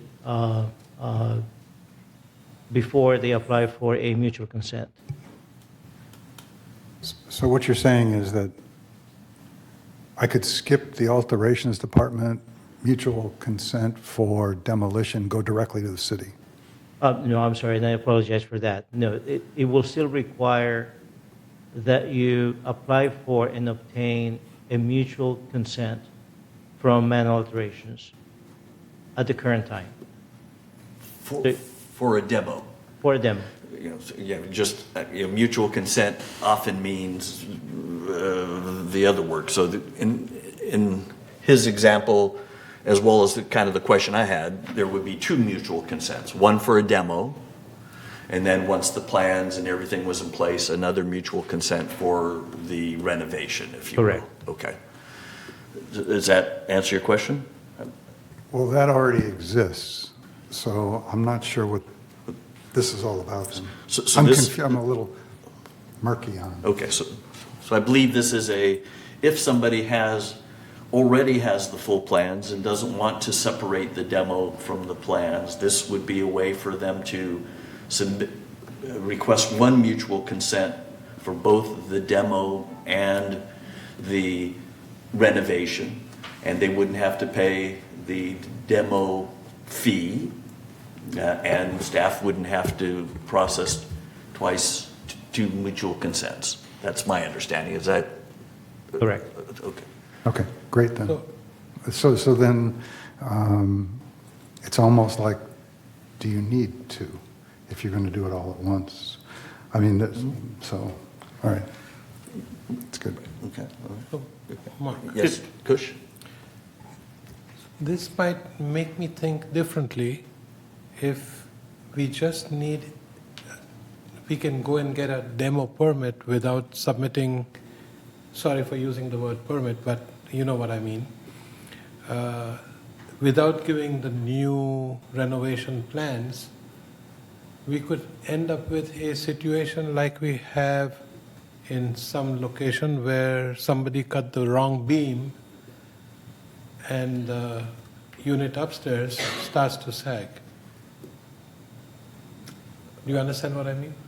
That would require engineering from the city. Correct, but we set But, up a and they, board- so you wouldn't be able to get a demo permit from the city. That is what I'm trying to determine, that if you tell somebody, go demo it, and you don't require more permission for the new plans until you come up with the new plans, that means the demo crew went and No, did so, a demo. as with Bart had, because the engineering is going to be in the reconstruction, you can't take it apart until that's been approved. That would not be allowed under demo unless you had the engineering. And Jim, you It has to be clear explain it properly. as well. You still have to get a demo permit from the city. They can't just go in and start demoing. I understand, but So all that process is being transferred to the city instead of us for the demo permit. it has to be clearly mentioned that you cannot break this or that, or cut this beam or not. It should already be in place. Okay. Yeah, as you mentioned, perhaps not everybody follows it, but the process is in place. that- Has to be put in properly. I mean, I'm kind of scared when you say that you don't need any more than just this. I mean, it's what we have today. Yes. It's what we have. Again, the only thing I was trying to bring up is that I want this proposal that we have to be an option, so that if somebody does want to do a demo while they're thinking about what their renovation might be, they can, as long as they pay the extra fee for admin time, and we give them the right directions to go to the city and get the right approvals. I like this as a streamlined process for those that are able to use it, as some are, but for those that aren't, I don't want to keep them from being able to start demoing if they don't have their plans yet. That was my concern. So, but we can get into more about that. We probably should get a motion for this before we continue to discuss it much further. Can I get a motion to approve this? Jim moves. I'll second. Okay. Okay.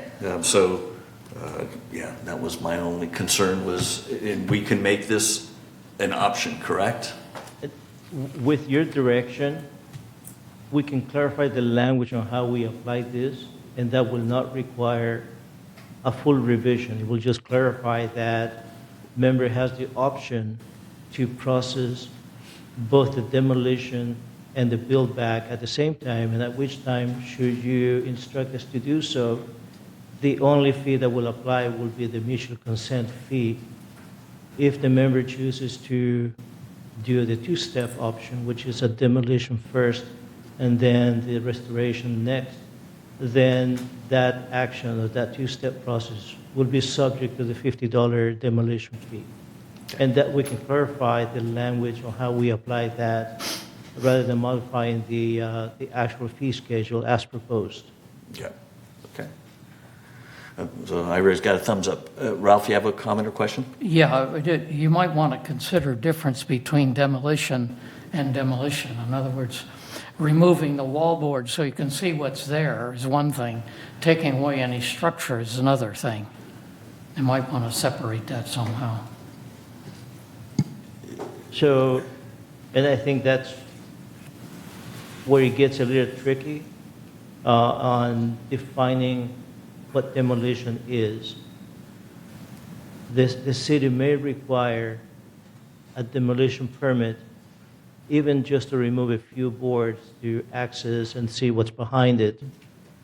So I think that if we define demolition as removal of any structures or any element of the manor, such as, say, drywall, windows, partitions, non-bearing walls, then it's going to be covered as well, and it will instruct the city that the mutual gives consent to proceed with that demolition, that it is aware of what is going to be removed. Kind of a limited demolition procedure then. But maybe the city watches that, I don't know. Yeah, I would hope it would be up to the city, Yeah. so that if they change Right. their minds over time, we don't have to keep changing our rules. Yeah. Any other comments, questions? Just to reiterate, the responsibility for the governing agency is the city to give a demolition permit. And so all we're doing is taking a step back and not doing a demolition MC, because ultimately it's still the city's responsibility. And they will worry about engineering, they will worry about structural, they will worry about all that stuff. There's no sense us making a duplicate process when ultimately it will or will not be approved by the city under the same stringent rules that apply. Okay. In other words, That's- they could do a limited deconstruction for observation purposes, but that would be up to them to do. Right, yeah. And you're saying the mutual wouldn't know about it? We would know about it because in order to do that, they would have to have applied for a mutual consent. So their application for the mutual consent is a separate entity from a demolition permit. So basically, we're just trying to get away from us doing the demolition MC and charging a fee for it. Right, if they're ready with their plans. If they aren't, and they want to start doing demolition, they can't get an MC. Except that the MC for the mutual consent for construction doesn't have to be a completed process. It just has to be the bare bones of what you want to do. Basically, filling out the piece of paper saying, I want an MC, here's what I want to do. That's the form that shows that we are aware of it, and then the city can or may or may not issue a demolition permit based on what's written on the application for the MC. It's not a matter of having to have all the engineering, all the structural, everything going on to go to the city with notification. What we really need to get into is that we as the HOA are the pretty and the city is the structure. And all people are asking from us is permission to make modifications, but all of the structural design, engineering, everything else falls on the city. We're trying to get away from duplication of process and save the members money. So the whole purpose of anything we're doing here is to shift the responsibility to the city and for us to look at it from a limited aspect, because all the rest of it will be taken care of by the city. Am I right, Bart?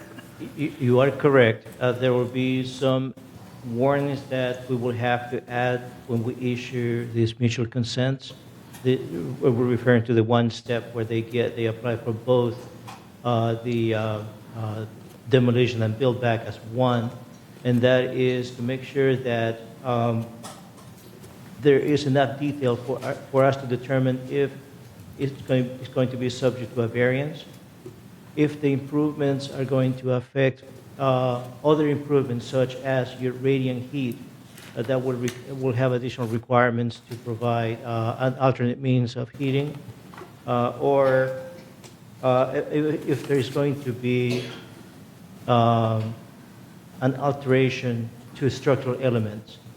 So we will need to know that in advance. For example, as it was mentioned by Board Member Bada, if they are going to implement, say, an open concept that requires the removal of load-bearing walls or columns, that the city may not specifically require a shoring plan, but in order to protect mutual property, we do require that the member and or contractor prepare shoring plans to protect that while they work on the build back or the restoration portion of it.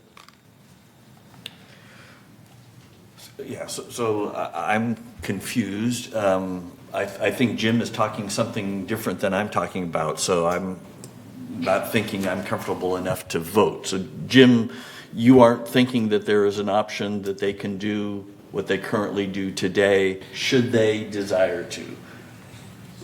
I believe there is, and it may just be a process of a notification of intent to build so that we're aware that it's going to be happening, but that they shouldn't be applying for a mutual consent demo mutual consent, because we don't have the information even when we give the demo mutual consent.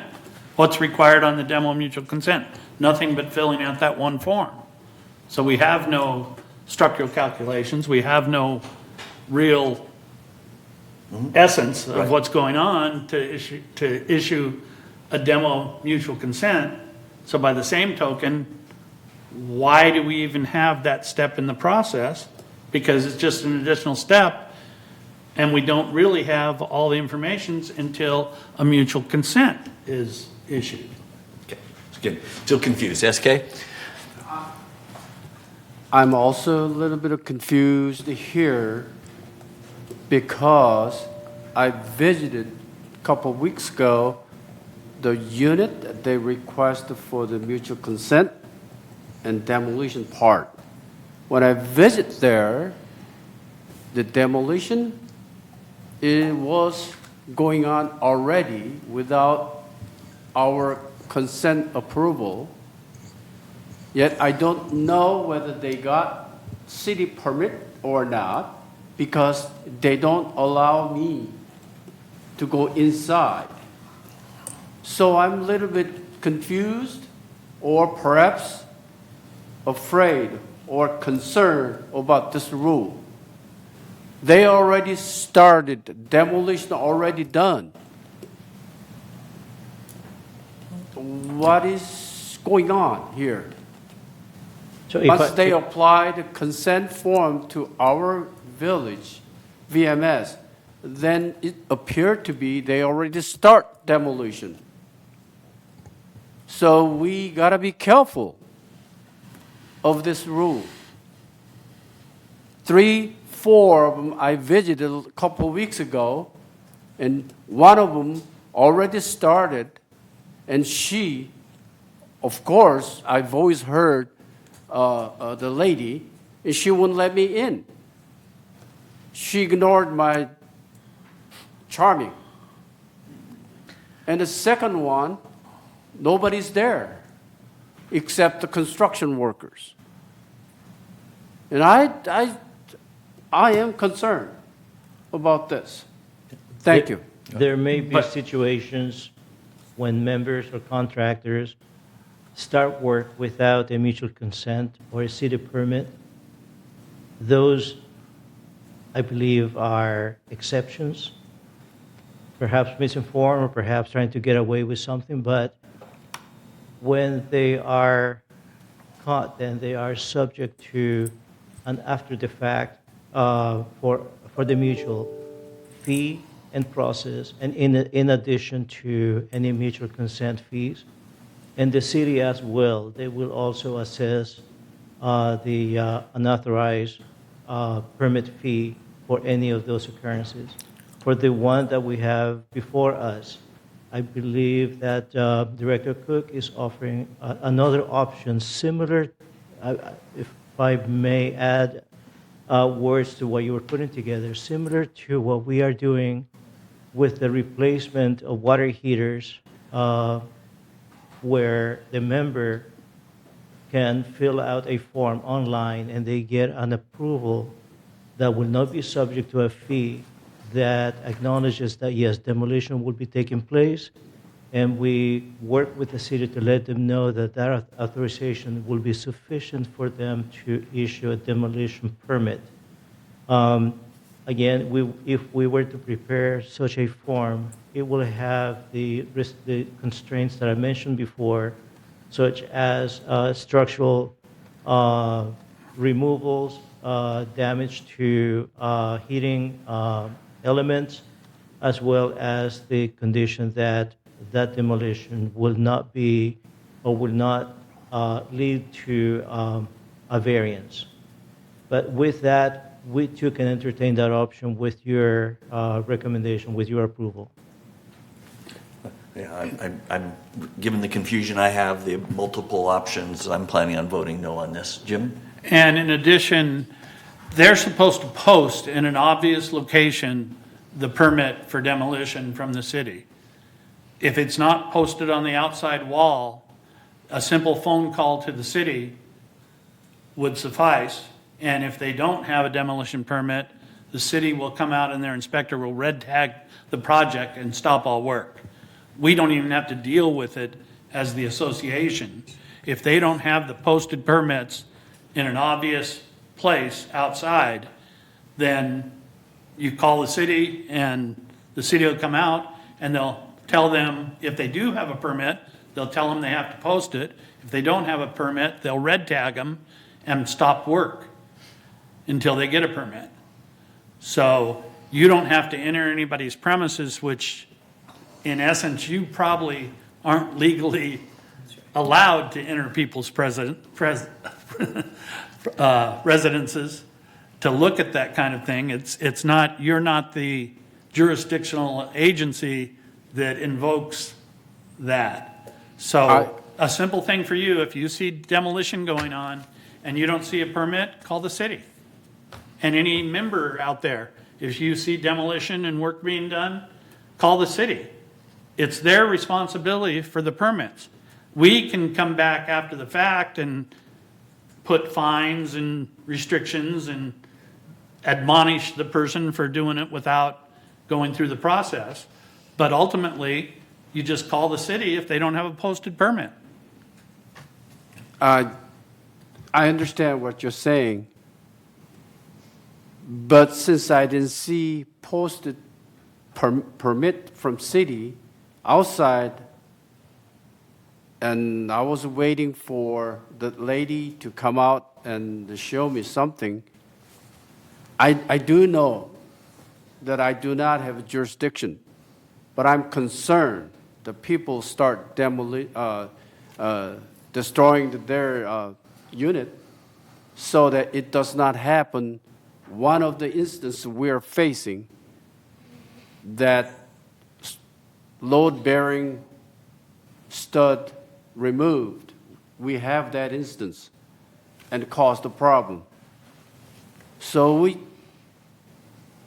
I understand that, but people cannot start demolition of their unit without permit. That's the reason why she did not allow me to come to see. Maybe not. Maybe not. Maybe, but that's okay, what I got the impression. Fair enough. Any other questions, comments on this one? Before any member comments? So it's now time to vote whether to put this onto 28-day member review and comment. Oh, Donna. Can I just clarify after all the discussion? If we vote yes, we have eliminated our step in the beginning that's unnecessary because the city's responsible. If we vote no, then we retain this extra step, which in a way puts some responsibility on us that maybe we shouldn't want to have. I mean, hopefully by voting no, if the result is no, we might suggest the ACSC figure out what they want to do. Again, just because there seems to be various, come back again, try again. I mean, I think it's a good idea to try to streamline processes and take away unneeded steps, take away unneeded fees for our members. But if there's confusion, we're just going to, within us 9 members, there's going to be confusion with our other members, and that's what I'm trying to avoid, personally. Kirsch? Jim, we do have a kind of confusion to an extent.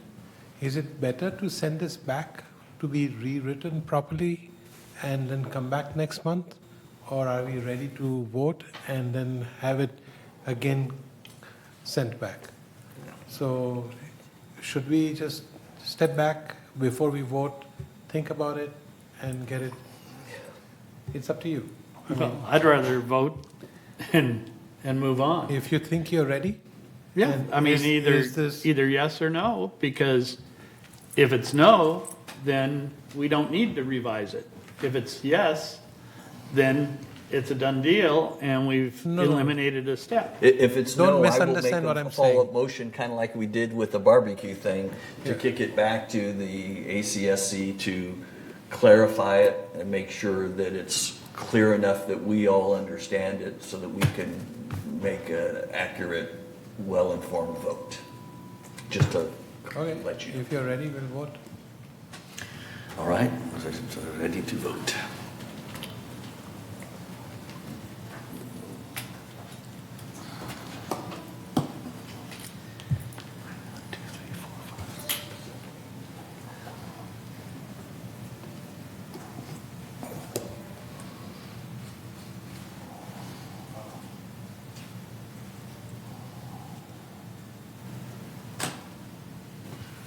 Okay, all right, so there's 9 of us, so this did not pass, 4 yeses, 5 noes. So I'd like to make a motion that we kick this back to the ACSC to clarify it and bring it back for us when they're ready. Can I get a second on that? Donna seconds. Anyone disagree with that motion? Okay, you okay with that, Jim? Sure. Okay, all right, okay, great. Thank you all. And moving on to agenda item 12C. This is for the board to adopt its 2024 business plan, also known as Third's 2024 budget. Budget has been prepared over the past several months based upon discussions between staff and the board, as well as with input from Third members. As mentioned during my chair remarks, this budget calls for a 5% increase in Third's monthly assessment from 2023 amounts, and an overall increase of 4.5% when you include GRF's monthly assessment as well. Before we talk too much about it, Chris, can you read both the business plan and reserve funding plan resolutions for us, please? Sure. 2024 Business Plan Resolution, excuse me, resolved September 19, 2023, that the business plan of this corporation for the year 2024 is hereby adopted and approved, and resolved further that pursuant to said business plan, the Board of Directors of this corporation hereby estimates that the net sum of $43,474,485 is required by the corporation to meet the Third Laguna Hills Mutual operating expenses, reserve contributions, and restricted fund contributions for the year 2024. In addition, the sum of $16,711,182 is required by the corporation to meet the Golden Rain Foundation and the Golden Rain Foundation Trust operating expenses and reserve contributions for the year 2024. Therefore, a total of $60,185,667 is required to be collected from and paid by members of the corporation as monthly assessments. And resolve further that the Board of Directors of this corporation hereby approves expenditures from reserves in the sum of $14,240,363, of which $13,946,597 is planned from the replacement fund, $125,000 from the elevator replacement fund, $168,766 from the laundry replacement fund, and resolve further that the Board of Directors of this corporation hereby approves expenditures from restricted funds in the sum of $1,327,782, of which $1,230,280 is planned from the disaster fund, $97,502 from the Garden Villa Recreation Fund room fund, and resolve further that the Board of Directors of this corporation hereby determines and establishes monthly assessments of the corporation as shown on each member's breakdown of monthly assessments for the year 2024, and as filed in the records of the corporation. Said assessments to be due and payable by the members of this corporation on the first day of each month for the year 2024. And resolve further that the officers and agents of this corporation are hereby authorized on behalf of the corporation to carry out the purpose of this resolution. And the resolution for the 2024 Reserve Fund Funding Plan. Whereas Civil Code Section 5570 requires specific reserve funding disclosure statements for common interest developments, and whereas planned assessments or other contribution to reserves must be projected to ensure balances will be sufficient at the end of each year to meet the corporation's obligations for repair and or replacement of major components during the next 30 years. Now therefore be it resolved September 19, 2023, that pursuant to Civil Code Section 5570, the board hereby adopts the 30-year alternate reserve funding plan attached, prepared by Association Reserves for fiscal year 2024, and resolve further that the officers and agents of this corporation are hereby authorized on behalf of the corporation to carry out the purpose of this resolution. Thank you. That was a lot. All right. Can I get a motion to adopt Third's 2024 business plan and reserve funding plans before we discuss it further? SK moves. Donna seconds. Okay. Any questions, comments from board members? I've talked about this a few times before. Any comments, questions from any third members, Michaela? Okay. All right. Okay. It's now time then to vote on whether or not to adopt Third's 2024 business plan and reserve funding plans.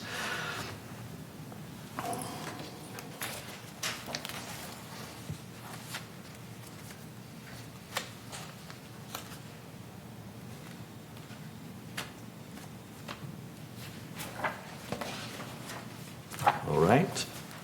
And it was unanimously approved. Thank you, board, and thanks all members for their comments, and thanks, Steve, for being here, in case we had questions. Moving on to agenda item 12D, it's for the board to entertain a motion to approve a non-standard electrical use reimbursement request. This request was sent to the full board by the Maintenance and Construction Committee, which voted unanimously to approve this reimbursement request. I don't know if there's anything to read. Can I get a motion to approve this reimbursement? Jim moves, SK seconds. Thank you. Any questions from the board? Hopefully you all read it. Any questions from any members? Didn't think so. Ready to vote when you are then.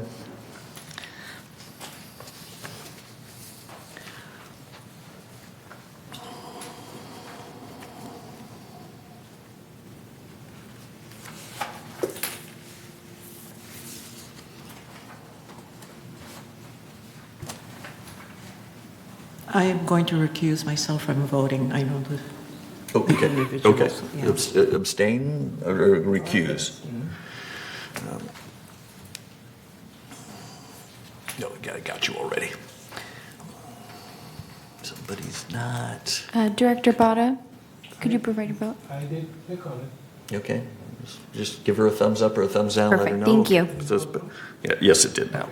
Okay, so it passed 8 yes, 0 no's, and 1 abstention. Thank you. Moving on to agenda item 12E, for the board to entertain a motion to approve updates to Third Stepping Stone approval process and guidelines. This request was submitted to the full board by the Landscape Committee, and today we will be voting as to whether or not to submit these changes forward for 28-day member review and comment. I don't know, is anyone, Kurt just joined us. You have anything you want to tell us about the updates to the Stepping Stones approval process and guidelines? No? Okay. Right. Can I get a motion to approve these things? Ira moves, Kush seconds. I'm kind of trying to make sure I'm looking to the right as well. Any questions, comments from board members on this topic?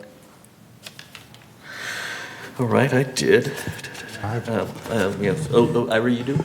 Yeah, and basically, this was put forth in order to help streamline, especially the resale process, to have landscaping make an on-the-spot decision to keep the escrow moving along so they can say yay or nay right away rather than going through a process of committee evaluations and slowing down the resale process, which is already slow enough as it is. Not necessarily because of here, but just in general, the resale process is not the fastest thing in the world. And that's all it's meant to do, is just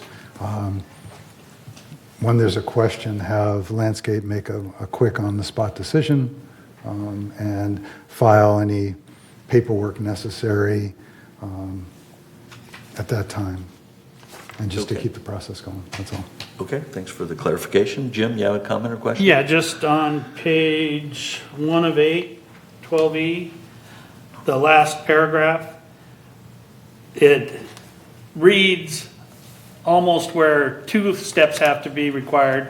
So it should say stepping stones not approved either by this process or the landscape request form or approved standard.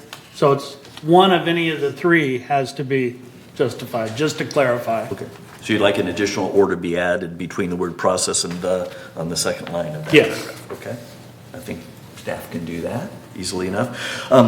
So, Ira, I understand what you're saying. In the staff report, it says larger, more complex installations such as patio extensions, extended walkways, etc. I'm assuming that stepping stones wise should be reviewed by the landscape committee via the landscape request form process.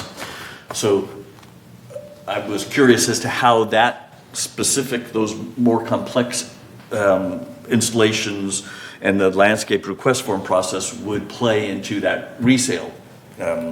If we're trying to speed the resale process or eliminate bottlenecks, if you will, this going to the landscape committee seems like it would be a bottleneck. Or do you know, or Kurt may know, is the intent that we would leave them in for the resale process and then after the fact come to the next landscape committee for confirmation and a decision, or what is the plan? That is in there because we do get some very large installations, which are, basically taking over a common area. And those are few and far between. So those would be handled by me, and we would expedite them to the landscape committee. The majority of the decision of these will go through me and my senior staff. So we're just trying to, like Ira said, to expedite the process. But there are a few that we cannot expedite because they are so large. So people take over the entire area with stepping stones, and that needs to be approved by committee at some point. Okay. Right, but even if it's approved by the committee, doesn't it ultimately need to be approved by the board? So again, I'm just trying to understand, and maybe I'm making a mountain out of a molehill if they happen so infrequently that I'm just a process kind of guy, and I'm always thinking of what could go wrong, because that's kind of what I tended to fix. So, Ira, you have your hand up as though you want to answer this. No, I don't necessarily want to answer it. I just asked Kurt a question. The ones you said that are few and far between, can you ballpark a number per year or per decade? Like 1 a year. Okay, Jim? Yeah, and on resale, if you've done this process, are we entering it into a database so that when it sells again, it's already there and we don't have to redo the process again? Yes. Okay. I'm already working with the resale crew on this. Okay, and then on those, once a year exceptions, they might even need to go back to the ACSC if they've encroached on common area to an extent that it's an addition to common area, and go through the process of the variance for use of common area if they've taken it over as their own control. Correct. Yeah, my only concern, sorry, Kush, I need to look right, so I'll let you go first. I need to ask a similar question. So I want to confirm that when they do a first inspection and they bring up these stepping stones which were already approved in the past, how will we circumvent that? If they were already approved in the past, we would have record of it. You will have record of it. Yes. But then they will not bring it up in the first inspection. Correct. I hope so, because I did go through that recently. Yeah, if it's approved and it's in our records, there's, it depends on how far back you go. There are some gaps in the records, but we can generally tell looking at them how long they've been there. Okay. So what they recommended was just put it aside, after it closes, put it back down. We're trying to avoid that. We're trying to avoid making residents dig up stepping stones that are just going to get put right back. That's basically the gist of this. Yeah, and that's my concern about these bigger ones, is that they may be big enough that the person is choosing to purchase the home because of this wonderful, humongous patio that may inappropriately encroach in the common area, that and they buy the house, and then by going through the committees after the fact, if it's denied, then so I'm not sure what we say in the resale documentation for these types of situations. These one in a year type situations that, hey, they're at risk. If we have some kind of disclaimer, then I'm fine. That these need to go before the committee. We don't have record of it. You may lose it. Just kind of like we have on their yellow piece of paper of fruit trees going away. If it's listed, then I'm okay. Yeah, that is part of the resale process, that they are notified that they are not approved. Okay. And that they will be under review. Got it. Perfect. Then I'm good. Thank you. All right. Any other questions, comments? You feeling better? Okay. All right. I did get a motion for this one, right? I'm losing track. We've had so many motions today. Okay. Yes. Okay. All right. And any member comments on this one?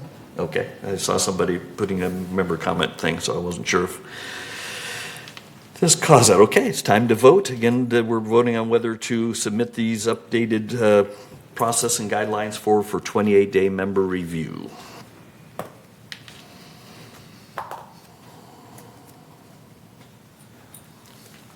All right, vote is in, unanimous, 9-0-0.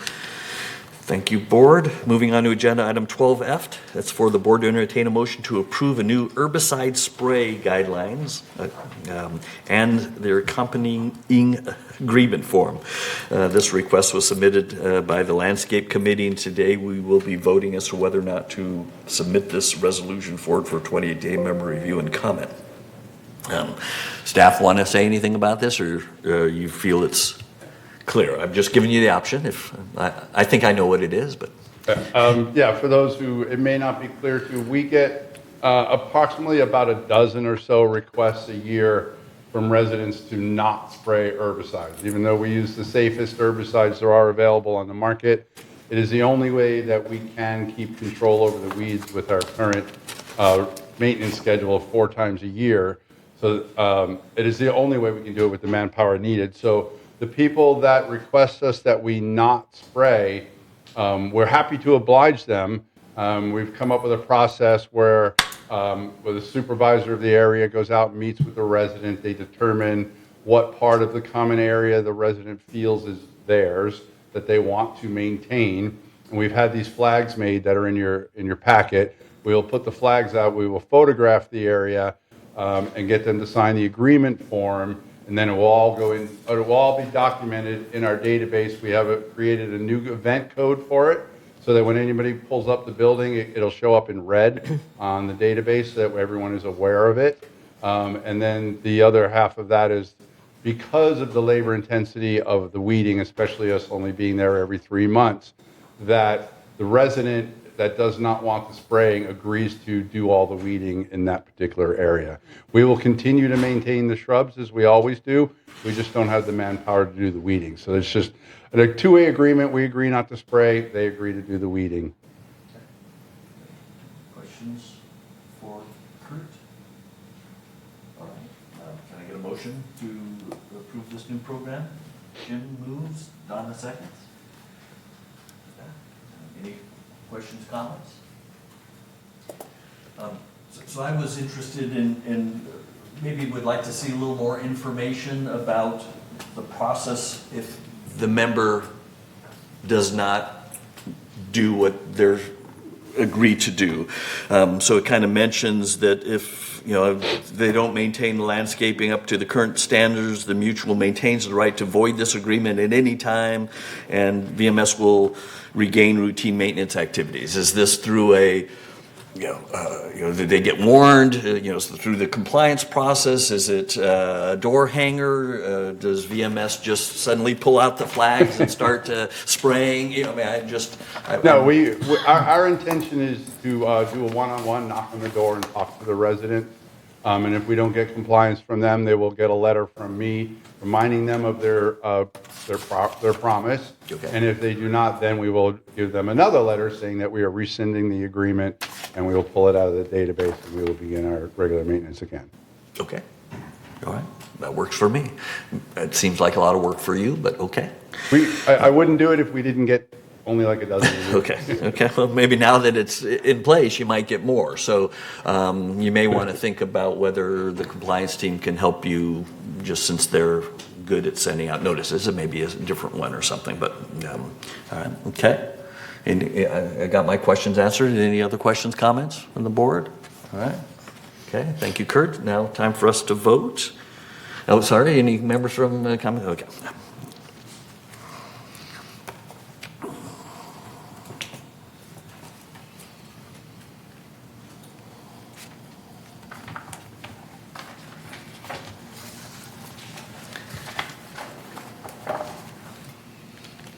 Okay, vote is in, unanimous to put this on to 28-day member review and comment. So thank you, board.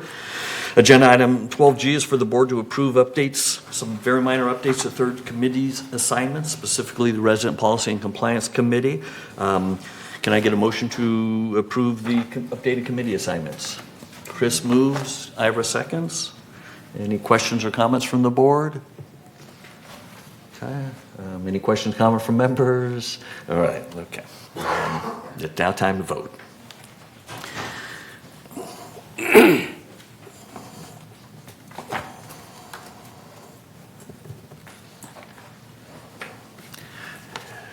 All right, and this is unanimous, 8-0, since Chris has stepped out.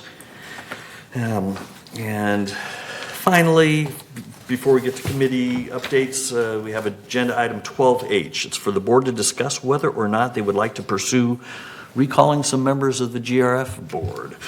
This agenda item was requested to be added to this meeting during our agenda prep meeting. Is this still something that people want to talk about today? No. Any comments, questions? Or should we just let it go? I'll get to that from the board. Okay. Thinking about Ira? Yeah. So I will comment that if we were to, let me talk for a second. Sorry, Ira, I'm interrupting you, but this kind of something that has been talked about by the board. In matter of fact, looking at the bylaws, the president of the United Mutual, as well as myself, submitted some requests to proceed with the process to have a corporate members meeting to vote on whether or not to recall GRF members. And then we found out that we followed the wrong process or based upon interpretation, the GRF lawyers felt we followed the wrong process. So, the next process, if we want to continue with that, would be a majority of a mutual board, either United or Third, saying that they would like, working with GRF to say they would like to proceed with having a corporate members meeting to have a recall discussion and vote. We're not talking today about recalling anyone. We're talking about whether or not we want to pursue with GRF to hold a corporate members meeting. The corporate members meeting being the members of United, Third, and the Towers or Mutual 50. to come together, meet with the GRF board members and have a discussion and have a vote. So that's just kind of what this is about. Go ahead, Ira.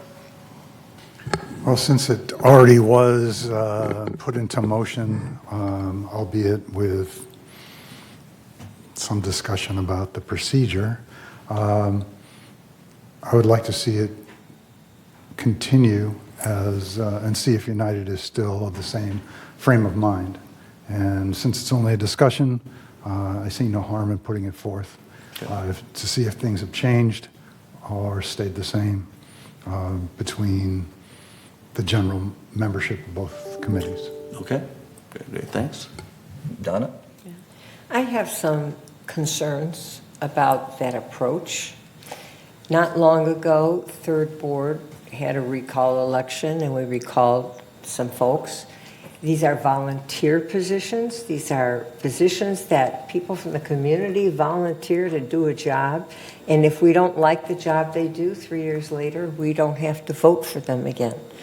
And so we did that once. And if again, within a very short time, we look at another board and say, we don't like what you're doing for whatever reason, and we proceed with recall again, my concern is that that becomes a way of life. And I think that that is not the appropriate way to deal with that. I want to know who's going to volunteer to be on a board, to work for free, put in endless hours, well-meaning, even if others didn't like what they chose to do. And so I think it's something that we need to think about very carefully, because again, so you do it once, it's one thing, but you do it again within a very short period of time, and that sets a standard, and I'm very concerned about that. So I would be very much opposed to proceeding with that. Just one comment I make about that before I go to you, Kush, is just that, unfortunately, the members being discussed weren't voted in. There wasn't enough people that ran for the GRF board, so they got in by acclamation. So there wasn't actually a vote for them. But they volunteered and they put in service. They did indeed. Yes. Kush? Well, I think it was very well said by Donna. I totally agree with what she says. We are all volunteers, and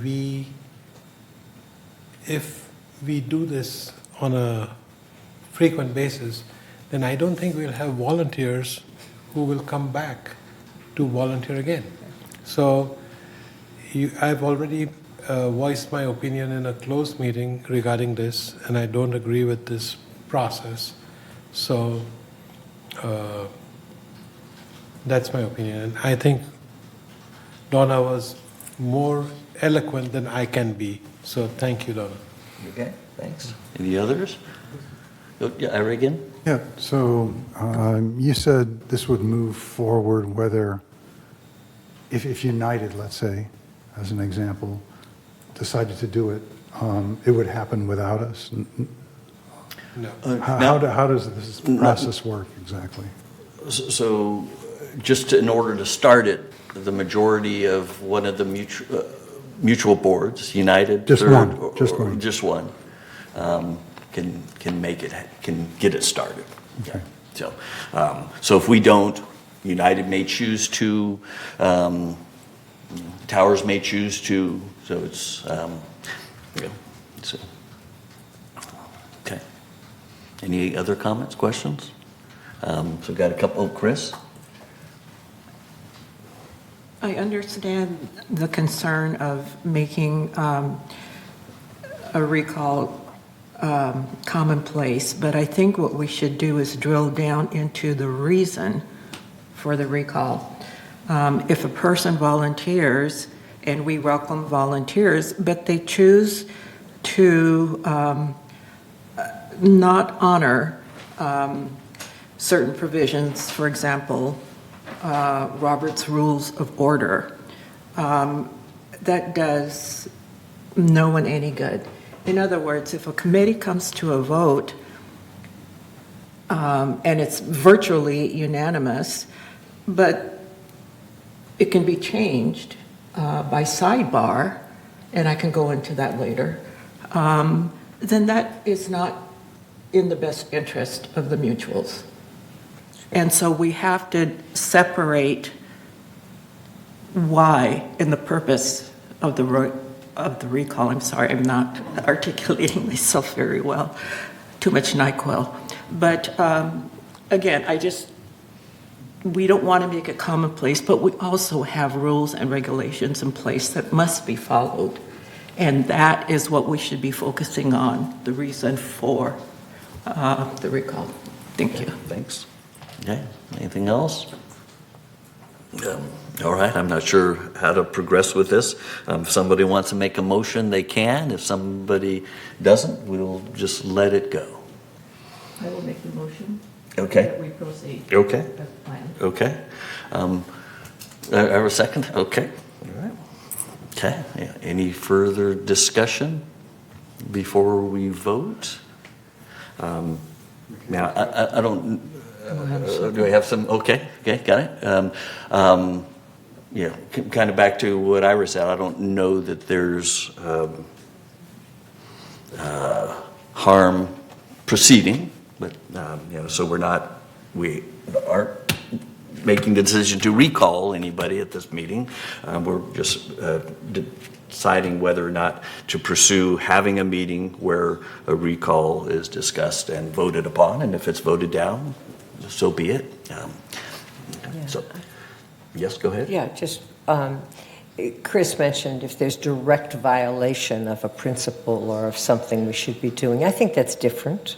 And so you're correct. It depends upon the situation. But when I just hear a general, we should recall somebody, that to me is of great concern. If someone's violated some rules or some principles and is not fulfilling their function, obviously, that's very different. They never come to meetings, say, okay, you obviously don't want to be on the board.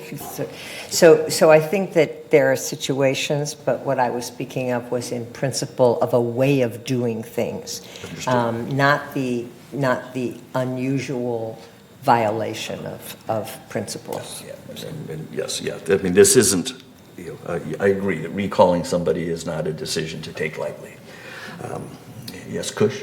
So if we have somebody, this is a hypothetical example. If we have somebody in our committee, in our board, who does some violation, then we may have some action that can be taken through help from our legal department and make that action. But recalling is like the last step that I would think that we can take. Okay. So isn't there a step in between before a recall to take if somebody made a violation of something that can be done? Maybe have a talk in a particular way, admonish them, or do something before we go to the last step. It's like creating war. That is the last step you take before you, with two countries. You again, we're not making the decision here to recall anybody. And getting the people ready. Yeah, we're not making the decision here today to recall anybody. So we haven't gone to that last step. I think in some of these situations that one of which Chris is referring to, discussions have happened. The person does not think that they did anything wrong, and that's in some cases even worse. That's what I mean. It has to be made clear that you did do something wrong, and that's why we are all upset about it. Okay. And this is what we plan on doing. Then perhaps it'll come up in a meeting, should we have one, a corporate members meeting, so that people can get this stuff off their chest. Since it's, again, something that seems to be within both United and Third at this point in time. So, hey, we have a member comment? Or just for clarity, does this current motion have a resolution with it, or it doesn't at this time? Okay. Just to proceed. Yeah. Yes. So just to answer, Kush, this is not a definitive thing. The meeting would not be definitive. It would be a discussion. And if we come to agreement with the other corporate members that something else should be done, I'm sure that would happen. Rather, so you're looking at this as, well, we're going to go to a meeting and we're going to decide yes or no. In a sense, yeah, you're right. We are going to decide yes or no, but if we decide no, we could take another path. It doesn't limit us from taking another path. Okay. But it's just not necessarily appropriate to do it right here without knowing if United is going to join us, let's say. That's a hard sentence to follow. Yes. We have a member comment? Yes, we have two. The first one is from Carol Moore. You can send a letter to GRF, by the way, before you do anything, and ask them to do things, because we've done that when I was on the board. Thank you, directors, for serving and for your patience. I know how frustrating it can be when residents who offer remedies that are not possible because they don't have all the facts. Asking that we bring back PCM when they were ineffective and don't even exist and aren't in business, or when asking that we cut the wages of workers when we have trouble getting them already, or that we hold off on repairs when we know that it will only increase our costs because there's more deterioration. I thank you for keeping your cool when you know all those suggestions are not possible and you hear them over and over and over. Today, I am here without having all the facts and can only speak to what I have experienced. The discussion of a GRF recall is troubling, where the process is governed mainly by the Corporations Code, and it's very complex. I was involved in it, so I know it is the Corporations Code, which means failure to follow procedures properly lays open the strong possibility of legal challenges and even lawsuits, all costly, which means each corporation must have proper direction from their own legal counsel. That includes Third Lagoon Hills Mutual, United Mutual, Mutual 50, as well as GRF. Each of those corporations has competing interests. Those that believe they voted the GRF directors on and therefore can simply vote them off do not understand the process at all. We've had costly lawsuits because unskilled people took actions without understanding that the procedures are quite precise. From the time a mutual submits a request for a corporate members meeting for a recall, GRF is allowed 10 days to respond. Then GRF has up to 90 additional days to set the meeting. That would put any meeting into December. In the meantime, GRF has an election. Why waste time and legal fees when there is opportunity to continue or make a change, as there are 4 positions? Mutuals should still work together for the benefit of all. I very much appreciate Kush and Donna, your comments, because I think you see the problem. Additionally, 1 director is leaving for a prolonged trip. That means 10 votes. Understanding how to make a motion can allow a wanted vote at 5-5. You can prevent or you can pass something by the way you word it. So passage depends on the law, on the way it's phrased. Even today's agenda is open to questions. You're discussing something. Could you vote it today? No. I would say that you would need to speak to your attorney because the way it was worded, that's not what you were doing. You were just discussing. Another major issue is the effect of a recall on the willingness to serve, as mentioned. I can only say, please consider carefully, for a recall is serious and it's very complex. Thank you. Thank you. Next speaker is Catherine Freshley.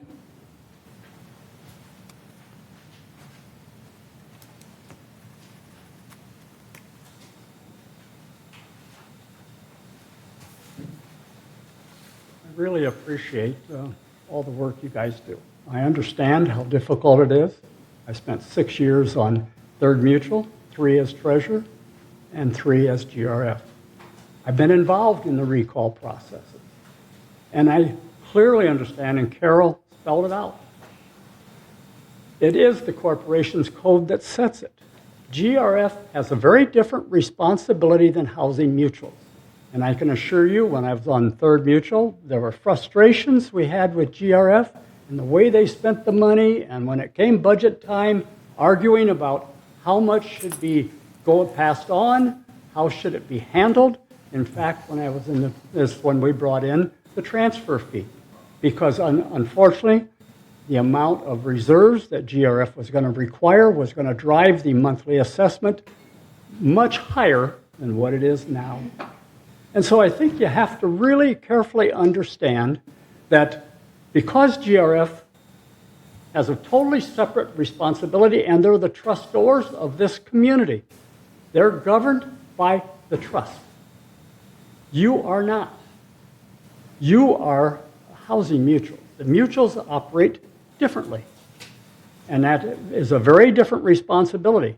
And Chris, even though a committee of GRF may vote a certain way, GRF as a board can follow and take, the committees make recommendations. The board is the one who makes the ultimate decision, and sometimes we don't like what the board does. The best way you correct that is at the next election, when GRF is going to have, right now, 4 openings. You need to be out there lobbying and finding people that you want to put on GRF that is consistent with your own beliefs. It took us 6 years to get GRF adjusted to the point where some of us were able to remove PCM. Took a lot of work. It's a political job. You don't solve political issues with recalls. And therefore, I think this is a mistake. I wouldn't consider it if I were you. If you want to change how GRF operates, then you need to start working politically to get people and find volunteers, which Donna and Kush said, hey, let's not discourage people by recalling. Let's find people who are willing to participate and volunteer and do the work and make sure that they follow and they understand where you're coming from. And the same goes for your people on the VMS board. You have 3 representatives there. If you're unhappy with what VMS is doing, then it's your obligation through your representatives on VMS board to clear the action and make things that satisfy you as a board. Recalls are not the way to go. Thank you. Thank you, Ms. Freshley and Ms. Moore, for your expertise and thoughts. Thanks. As mentioned, the agenda doesn't mention a vote, so we'll just kind of have had that discussion and figure out how we want to proceed, if we want to proceed at a later time. So thank you. Board, any final comments on this before we move on to committee updates? Again, thanks. All right, moving on to agenda item 13, where members of this board will share our monthly committee status update, starting with a report of the Finance Committee. Donna. Thank you. Thank you very much. And we have some slides to show you, and I think you're going to like what you see. At the very beginning, we take the 30,000-foot view. We just look generally at all of the income and all of the expenses. And in a moment, you'll do that as well. There we go. And we can see that assessment revenue and non-assessment revenue added together was just under $25 million. And the expenses of just under $23 million for a net revenue of $3 million approximately. And that is just a very broad statement that is combining all of our accounts and everything into the one income statement. So let's move on. The most absolutely important budget that we have is our operating fund. That's what we anticipate. And so let's look at that income statement. And remember, keep in mind, this is as of July 31st. Now, it's September 19th today, so that seems a long time ago. But because of the way the dates work out, that's the one we're looking at right now. So we're looking a couple of months ago. And we can see that in the operating fund, we had a surplus of $1.3 million. Our understanding is that we will come very close to zeroing that out. That is the anticipation. We expect to do that. It takes a while during the year because we appropriate some funds every single month across the year, but the work may not start till June or July on certain projects. And so because of that, we have a slight imbalance, but we expect that to even out. So let's go back to the next slide, which is again returning to the 30,000-foot view, but looking not just at what the income and expenses were, but looking at them compared to budget. And not surprisingly, our assessment revenue was exactly what we anticipated, of just under a little over $24 million. Non-assessment revenue, and we'll be looking more closely at that, was actually better than budget, and we will see why in just a moment. So our total revenue of just under $26 million, and we can see how very, very close that was to budget, and we're looking pretty good at this point in the year. So let's move on. Poor Paul is sitting there doing two. He's got all the chairs and fingers going and all the keyboards, so we'll have him keep going. These are our variances from budget, and this is always, when it's green, that's always wonderful, and you notice there isn't any red there at all, so we're very pleased to have that. Employee compensation is our highest variance in the positive direction, and that's not quite a good thing because it means we have open positions. And we are slowly filling them. We've had to do some outsourcing in order to get some work done because we have open positions. But at the moment, that is what is primarily responsible for that positive figure in employee compensation. Investment income, this was very favorable. At the time that we did the budget a year ago at this time, because you notice today we approved next year's budget. At the time we did it, we were looking at interest rates of about 1.5% on T-bills, and we have been averaging a little over 4%. So we are doing much, much better. At the end of September, which is in about 10 days, we have another 3 a month maturing. And at the moment, as I checked last night, those T-bills, your one-year T-bills are running right a little over 5%. So we should again expect that to be doing a bit better. So we have been rolling those over. We have a laddered effect so that we can constantly keep looking at it and revising it. And so again, our investment income has been very, very nice at $370,000 favorable. Utilities and telephone, another positive, wonderful thing, because this is favorable primarily water and sewer. And our efforts in conservation have not gone unnoticed. We had reduced, and we do have our new controller system either almost completely ready to go or ready to go. It's very, very close, and we'll be seeing a savings in landscape water, but we are continuing to see a residential water use savings, and that's all of you. That's everybody out there listening today or whenever you happen to tune in. And that's very exciting because last year in 2022, our residential water bill saved 150 million gallons of potable water. That's a huge amount. We can't keep going at that amount because we do need to use some water. But we are continuing in a positive direction. We continue to do better this year than last year, and so that's very exciting to see. Our insurance premiums were slightly less than expected, so we see a slight favorable there. And what is interesting is this time there's a net allocation to the mutuals. And this happens as GRF runs a favorable variance, they actually pass on fewer expenses to third. So that's where that particular figure came from. So let's move on. And we go to slide number 5, which shows our total non-assessment revenues. And as you can see, not surprisingly, based on what I've already said about our investment income, that was responsible for 35% of our non-assessment revenue.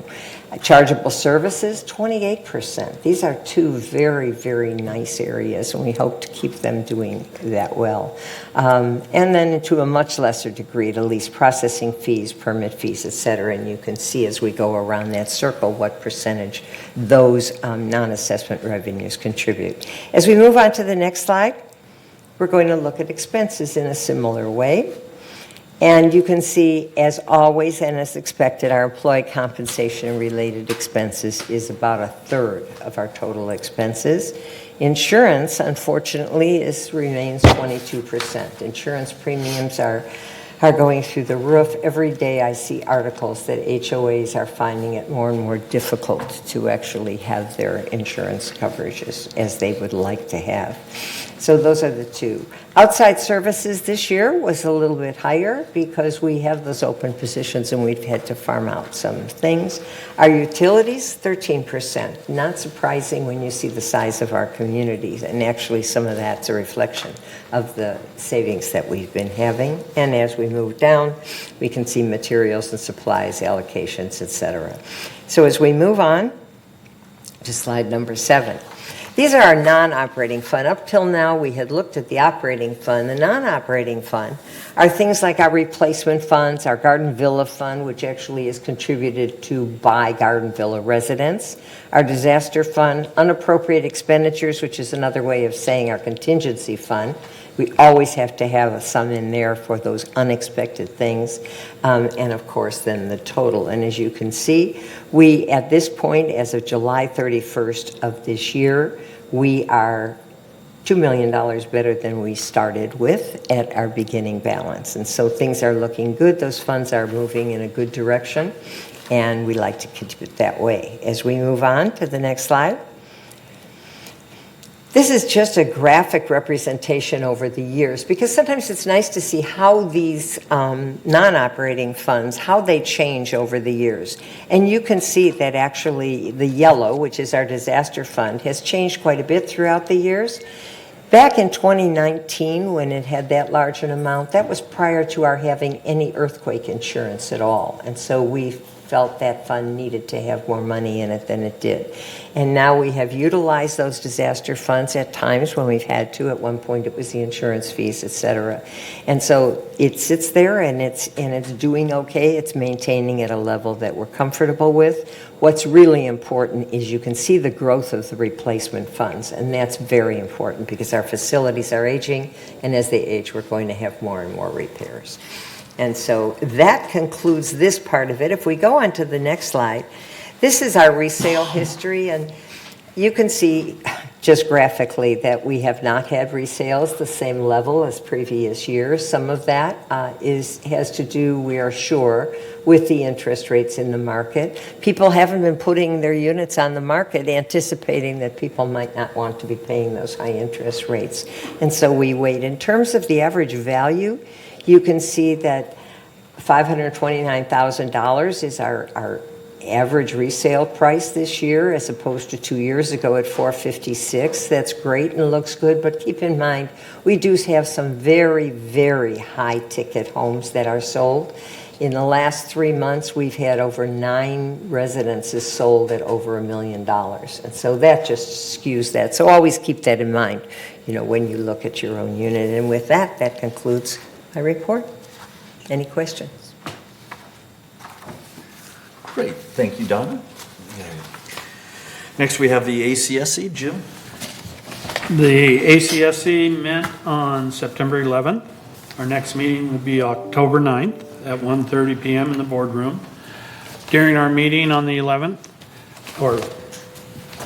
we had items for future agendas of revision to Architectural Standard 8, porch, lift, elevators, proposed Architectural Standard 41B, solar panels, 3-story buildings, revision to Architectural Standard 31, washer and dryer installation. We continue to keep going through all these standards, trying to bring them up to date, with materials, products, trying to make them timeless, and it's a tedious process. And the time-consuming process of going through our committee, coming to the board, going on 28-day notice, and revisions, some things sent back, like the one that was sent back today, extends the period. But we have accomplished a lot. We keep trying to accomplish more and more to expedite the process. And that concludes my comment. Great, thank you.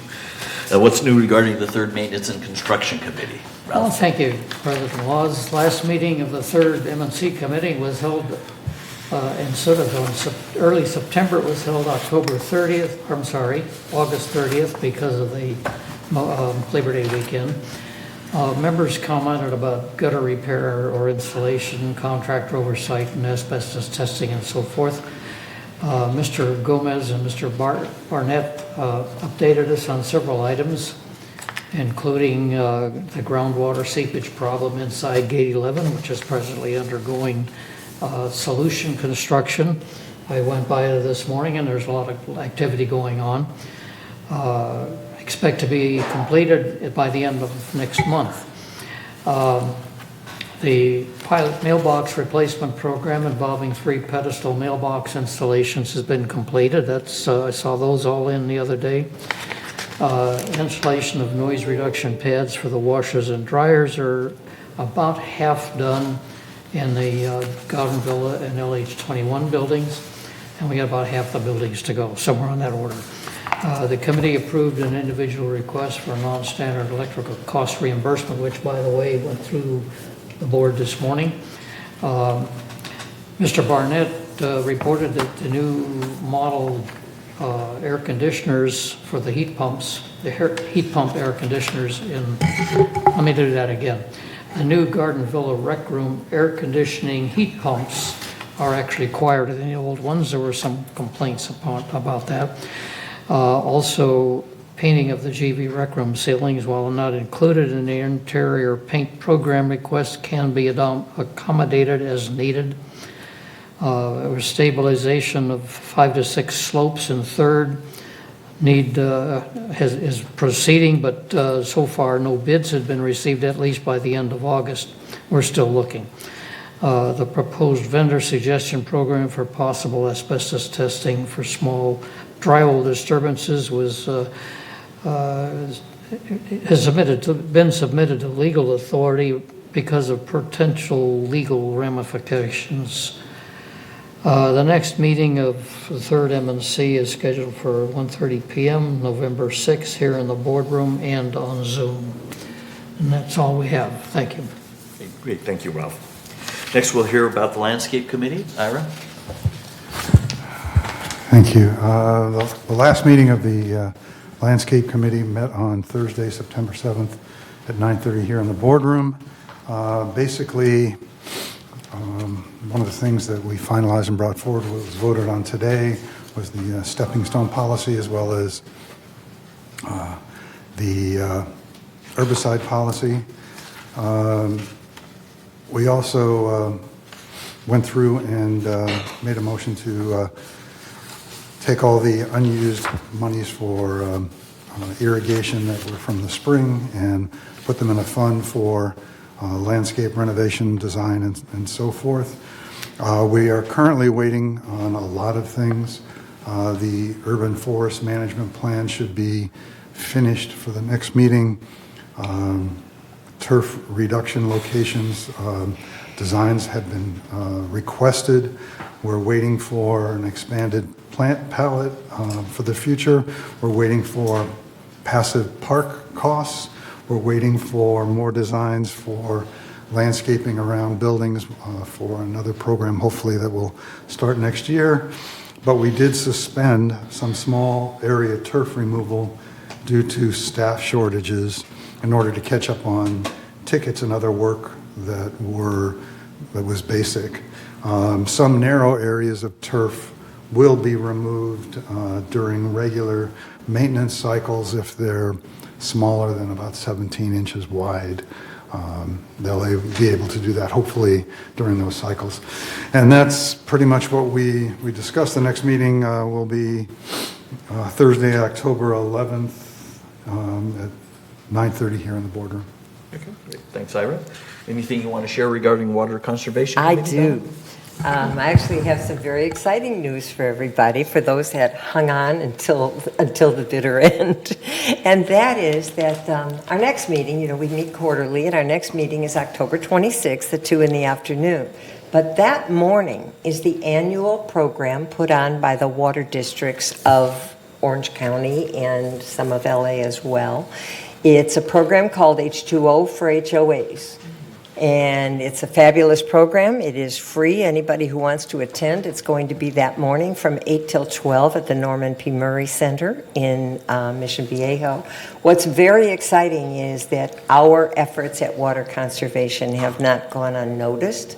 And for the very first time, Laguna Woods has been invited to have a seat at the table at that panel discussion of H2O for HOAs. So it's going to be an exciting meeting in the afternoon, because in the morning I'll be on the panel from 8 till noon, and then hop over here at 2 o'clock to let you all know what happened if you missed it.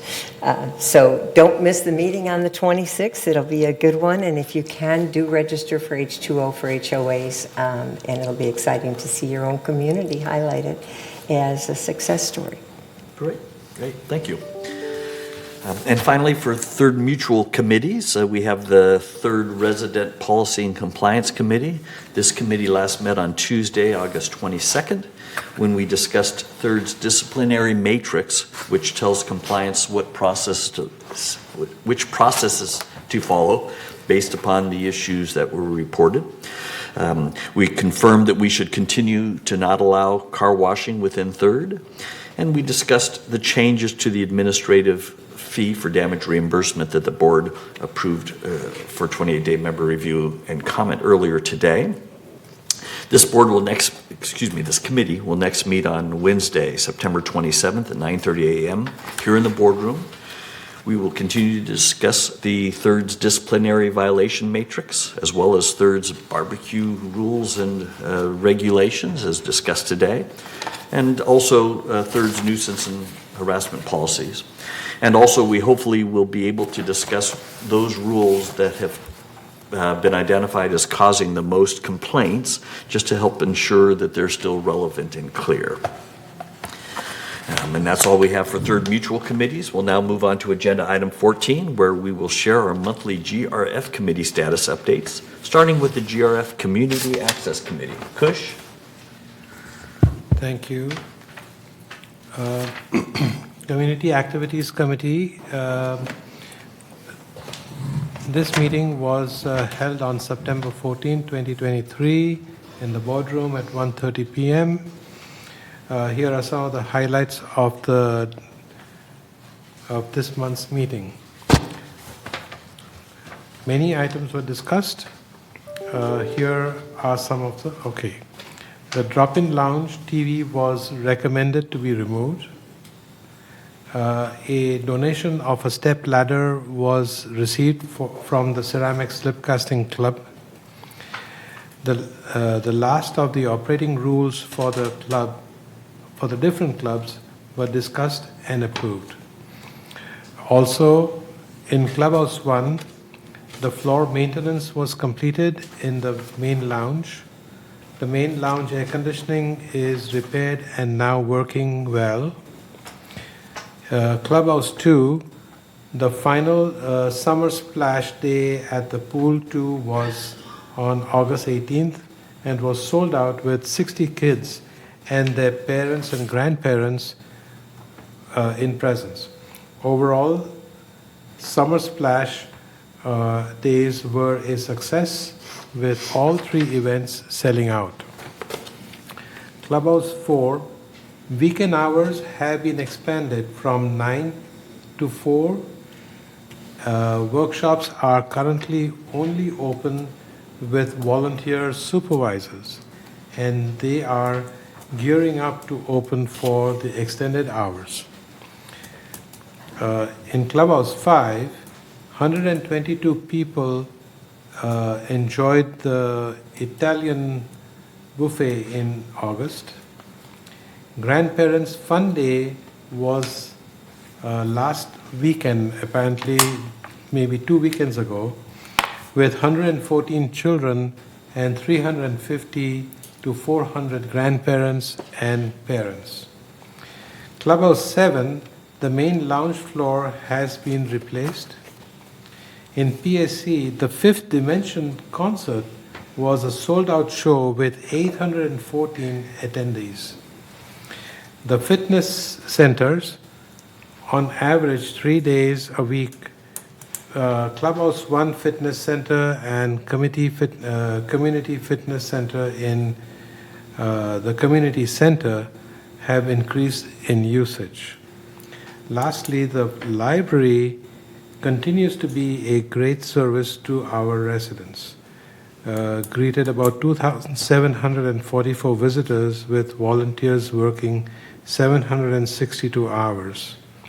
Our next CAC committee meeting will be held on October 12th at 1:30 p.m. in the boardroom. Thank you. Great. Thank you, Kush. Sure. Next, we have the GRF Landscape Committee. All right. Any updates for us? Sure. The GRF Landscape Committee last met on Tuesday, August 22nd at 1:30 here in the boardroom. The meeting was quick as everybody wanted to go to the, that's wrong, to the Employee Excellence Awards. So, but what did happen was a presentation from the El Toro Water District about the rate increases, and there was just an update on the Aliso Creek maintenance, and a little update on the mower shop modifications that are happening, and then everybody left. So the next, this is a quarterly, so the date of the next meeting is Wednesday, November 8th, here in the boardroom at 1:30. All right, thanks. And Jim, do you have any updates for us regarding the last GRF Media and Communications Committee? Yes, we just met yesterday. One of the things I want to just give information is that people that subscribe to internet, we have almost 11,000 subscribers of our 12,000 plus units. The 1,000 that don't subscribe, approximately 500 of those are always in limbo with resales, everything else going on. So most of the village subscribes to internet. With that being said, because most of the village subscribes to internet, our paid types of premium movie channels, we want to make the village aware that if you have streaming capability, almost all of our premium channels can be purchased for a monthly cost less than we at the village charge. And so we encourage the members to take advantage of that, because the little profit we have built in to those channels isn't worth the members not getting better advantage. On one of the channels, it's actually $5 cheaper a month, but it gives you 2 channels instead of 1 like we do. So encourage you to check the prices, check the streaming, if you have the streaming capability, which most do, because only 1,000 people out of 12,000 plus don't have internet service. So you can save yourself some money. Just want to make that announcement so that everyone is aware. And with that, our next broadband meeting is going to be November 20th, 1:30 p.m. in the boardroom. And I'll go ahead and continue on with the Broadband Ad Hoc Committee, which is a closed committee. We last met yesterday. And our next meeting will be either on October 16th or October 24th, because they take away the closed session minutes.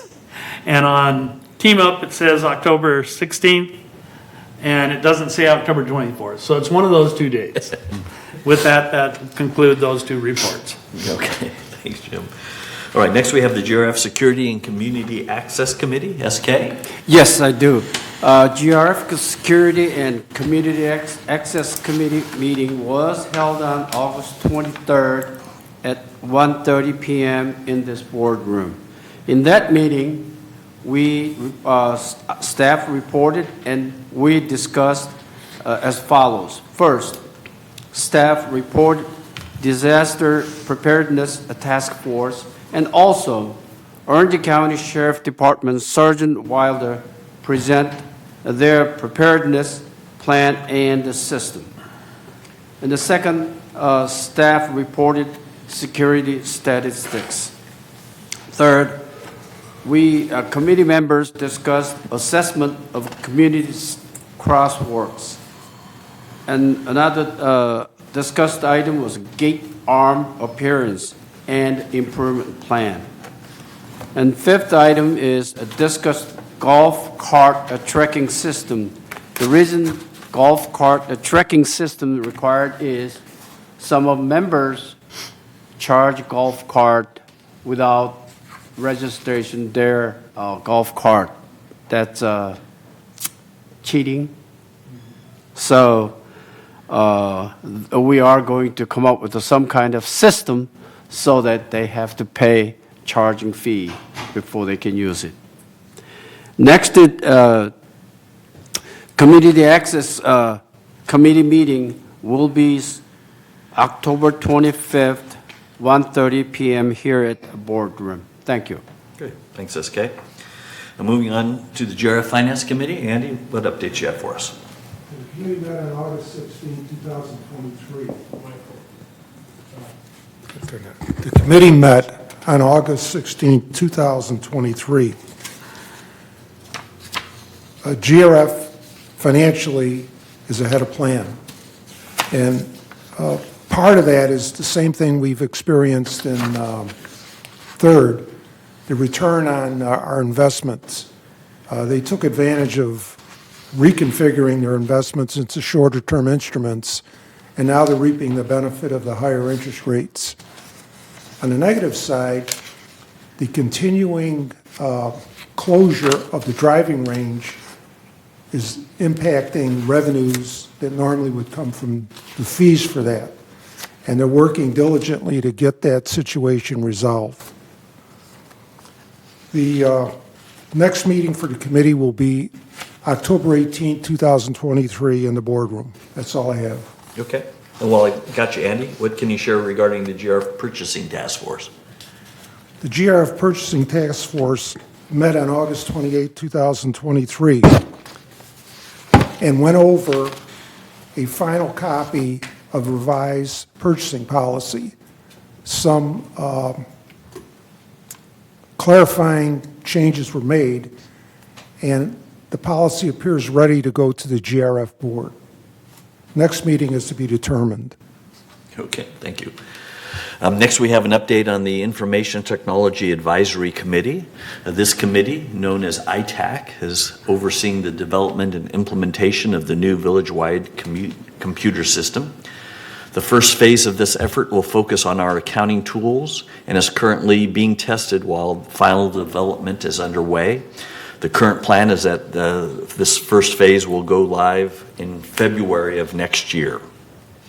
This effort is a few months behind as a result of several unexpected efforts, including pulling some additional functionality into scope of this first phase that was originally planned for a later phase.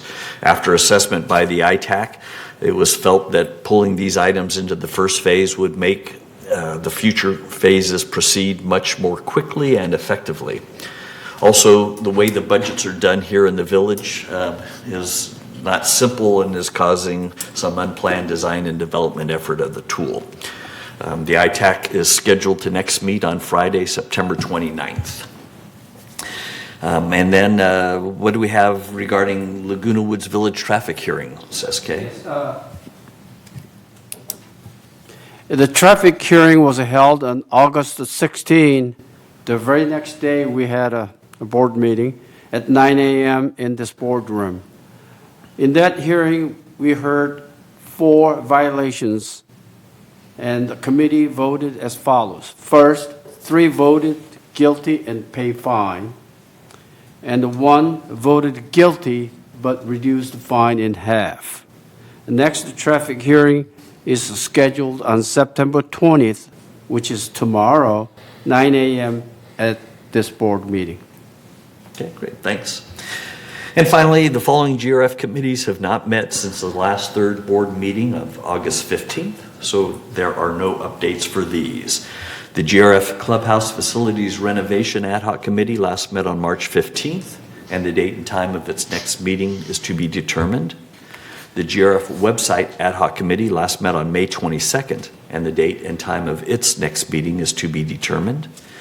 The GRF Maintenance and Construction Committee last met on August 9th, and is scheduled to next meet on Wednesday, October 11th at 9:30 a.m. here in the boardroom. The GRF Disaster Preparedness Task Force last met on July 25th and is scheduled to next meet on Tuesday, September 26th at 9:30 a.m. here in the boardroom. The GRF Mobility and Vehicles Committee last met on August 2nd and is scheduled to next meet on Wednesday, October 4th at 1:30 p.m. here in the boardroom. And the GRF Compliance Ad Hoc Committee last met on August 11th, and the date and time of its next meeting is to be determined. That concludes our committee reports. We're now at agenda item 15, which is for the board to note any items they'd like to be discussed at a future board meeting.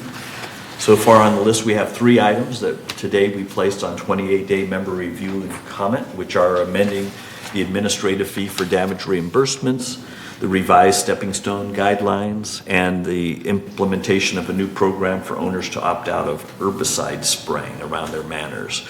Are there any other items that anyone would like to be considered for a future monthly open board meeting? Okay, seeing none, we'll consider them no, but we can always add them during agenda prep or next month's board meeting. We're now at agenda item 16, director's comments. See if there's any last comments that anyone would like to share. SK, do you have any final comments? Yes, I do. For landscape, it's been about a month that I was getting complaint from around 55, 57, 55, 58, which is Luz del Sol Street. And their complaining was no landscape activity, although there's some mowing is happening, but trimming and shrubs is overgrown. In some cases, I saw supporting wood structure has been damaged and fell down. So total complaint that I have so far is from the 5 units, 55, 57A, 55, 58B, 2 units on Luz del Sol, 55, 47B units. No landscape works such as tree shrubs, trimming have not been done at least 2 months so far.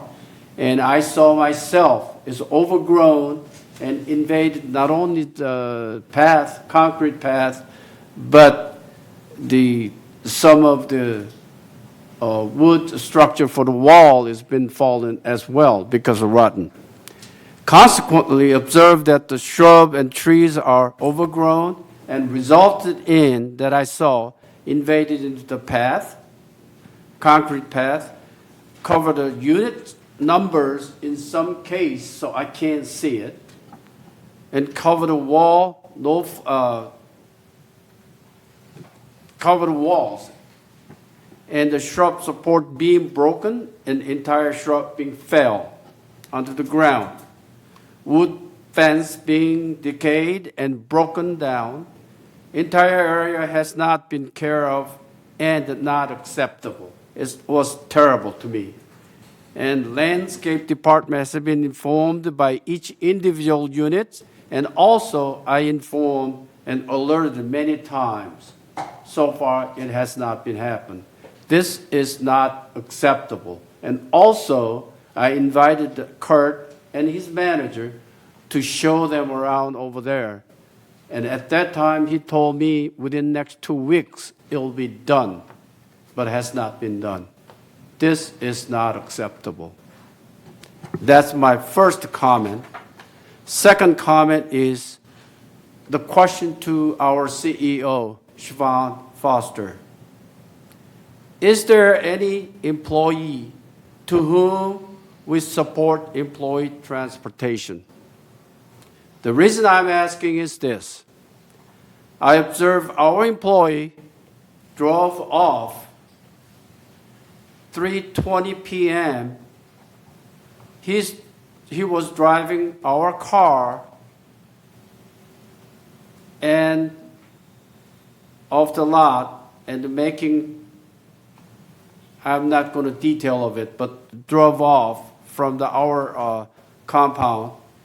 And the very next day, I also observed the same car was parked at the usual parking spot. And I confirmed the employee was taking off on that date, confirmed with this fellow employee. So my question is, do we support any employee to whom we support employee transportation? If he has been using our car for his transportation, I'm assuming that he has been getting refueling our car at our gas station as well. So I'd like to get some answer from Siobhan Foster. Thank you. Thanks, SK. Andy, any comments? Yeah, I have just one comment. Myself and several members of this board are on a space utilization panel where we're looking at space utilization throughout the village. And I strongly hope that we can better utilize what we have versus adding to our facilities. And that means more utilization in terms of programs, better pricing, whatever it takes to get this utilization, which in the end will result in lower unit costs, which will benefit the mutuals. And so at this point, I'm confident we can make a lot of progress on that. That's all I have. Thank you, Andy. Ira, anything final? No. Okay. Ralph? No comment. Jim? No comment. Okay. Chris? No comment. Donna? No comment. Kush? Nothing? Michaela? All right. With that, our business of our open meeting has now been completed. At this time, the monthly board meeting will recess for 15, 16 minutes. And then the executive committee created last week will reconvene to executive session. Thanks to all of you who participated, and thanks for everyone for listening.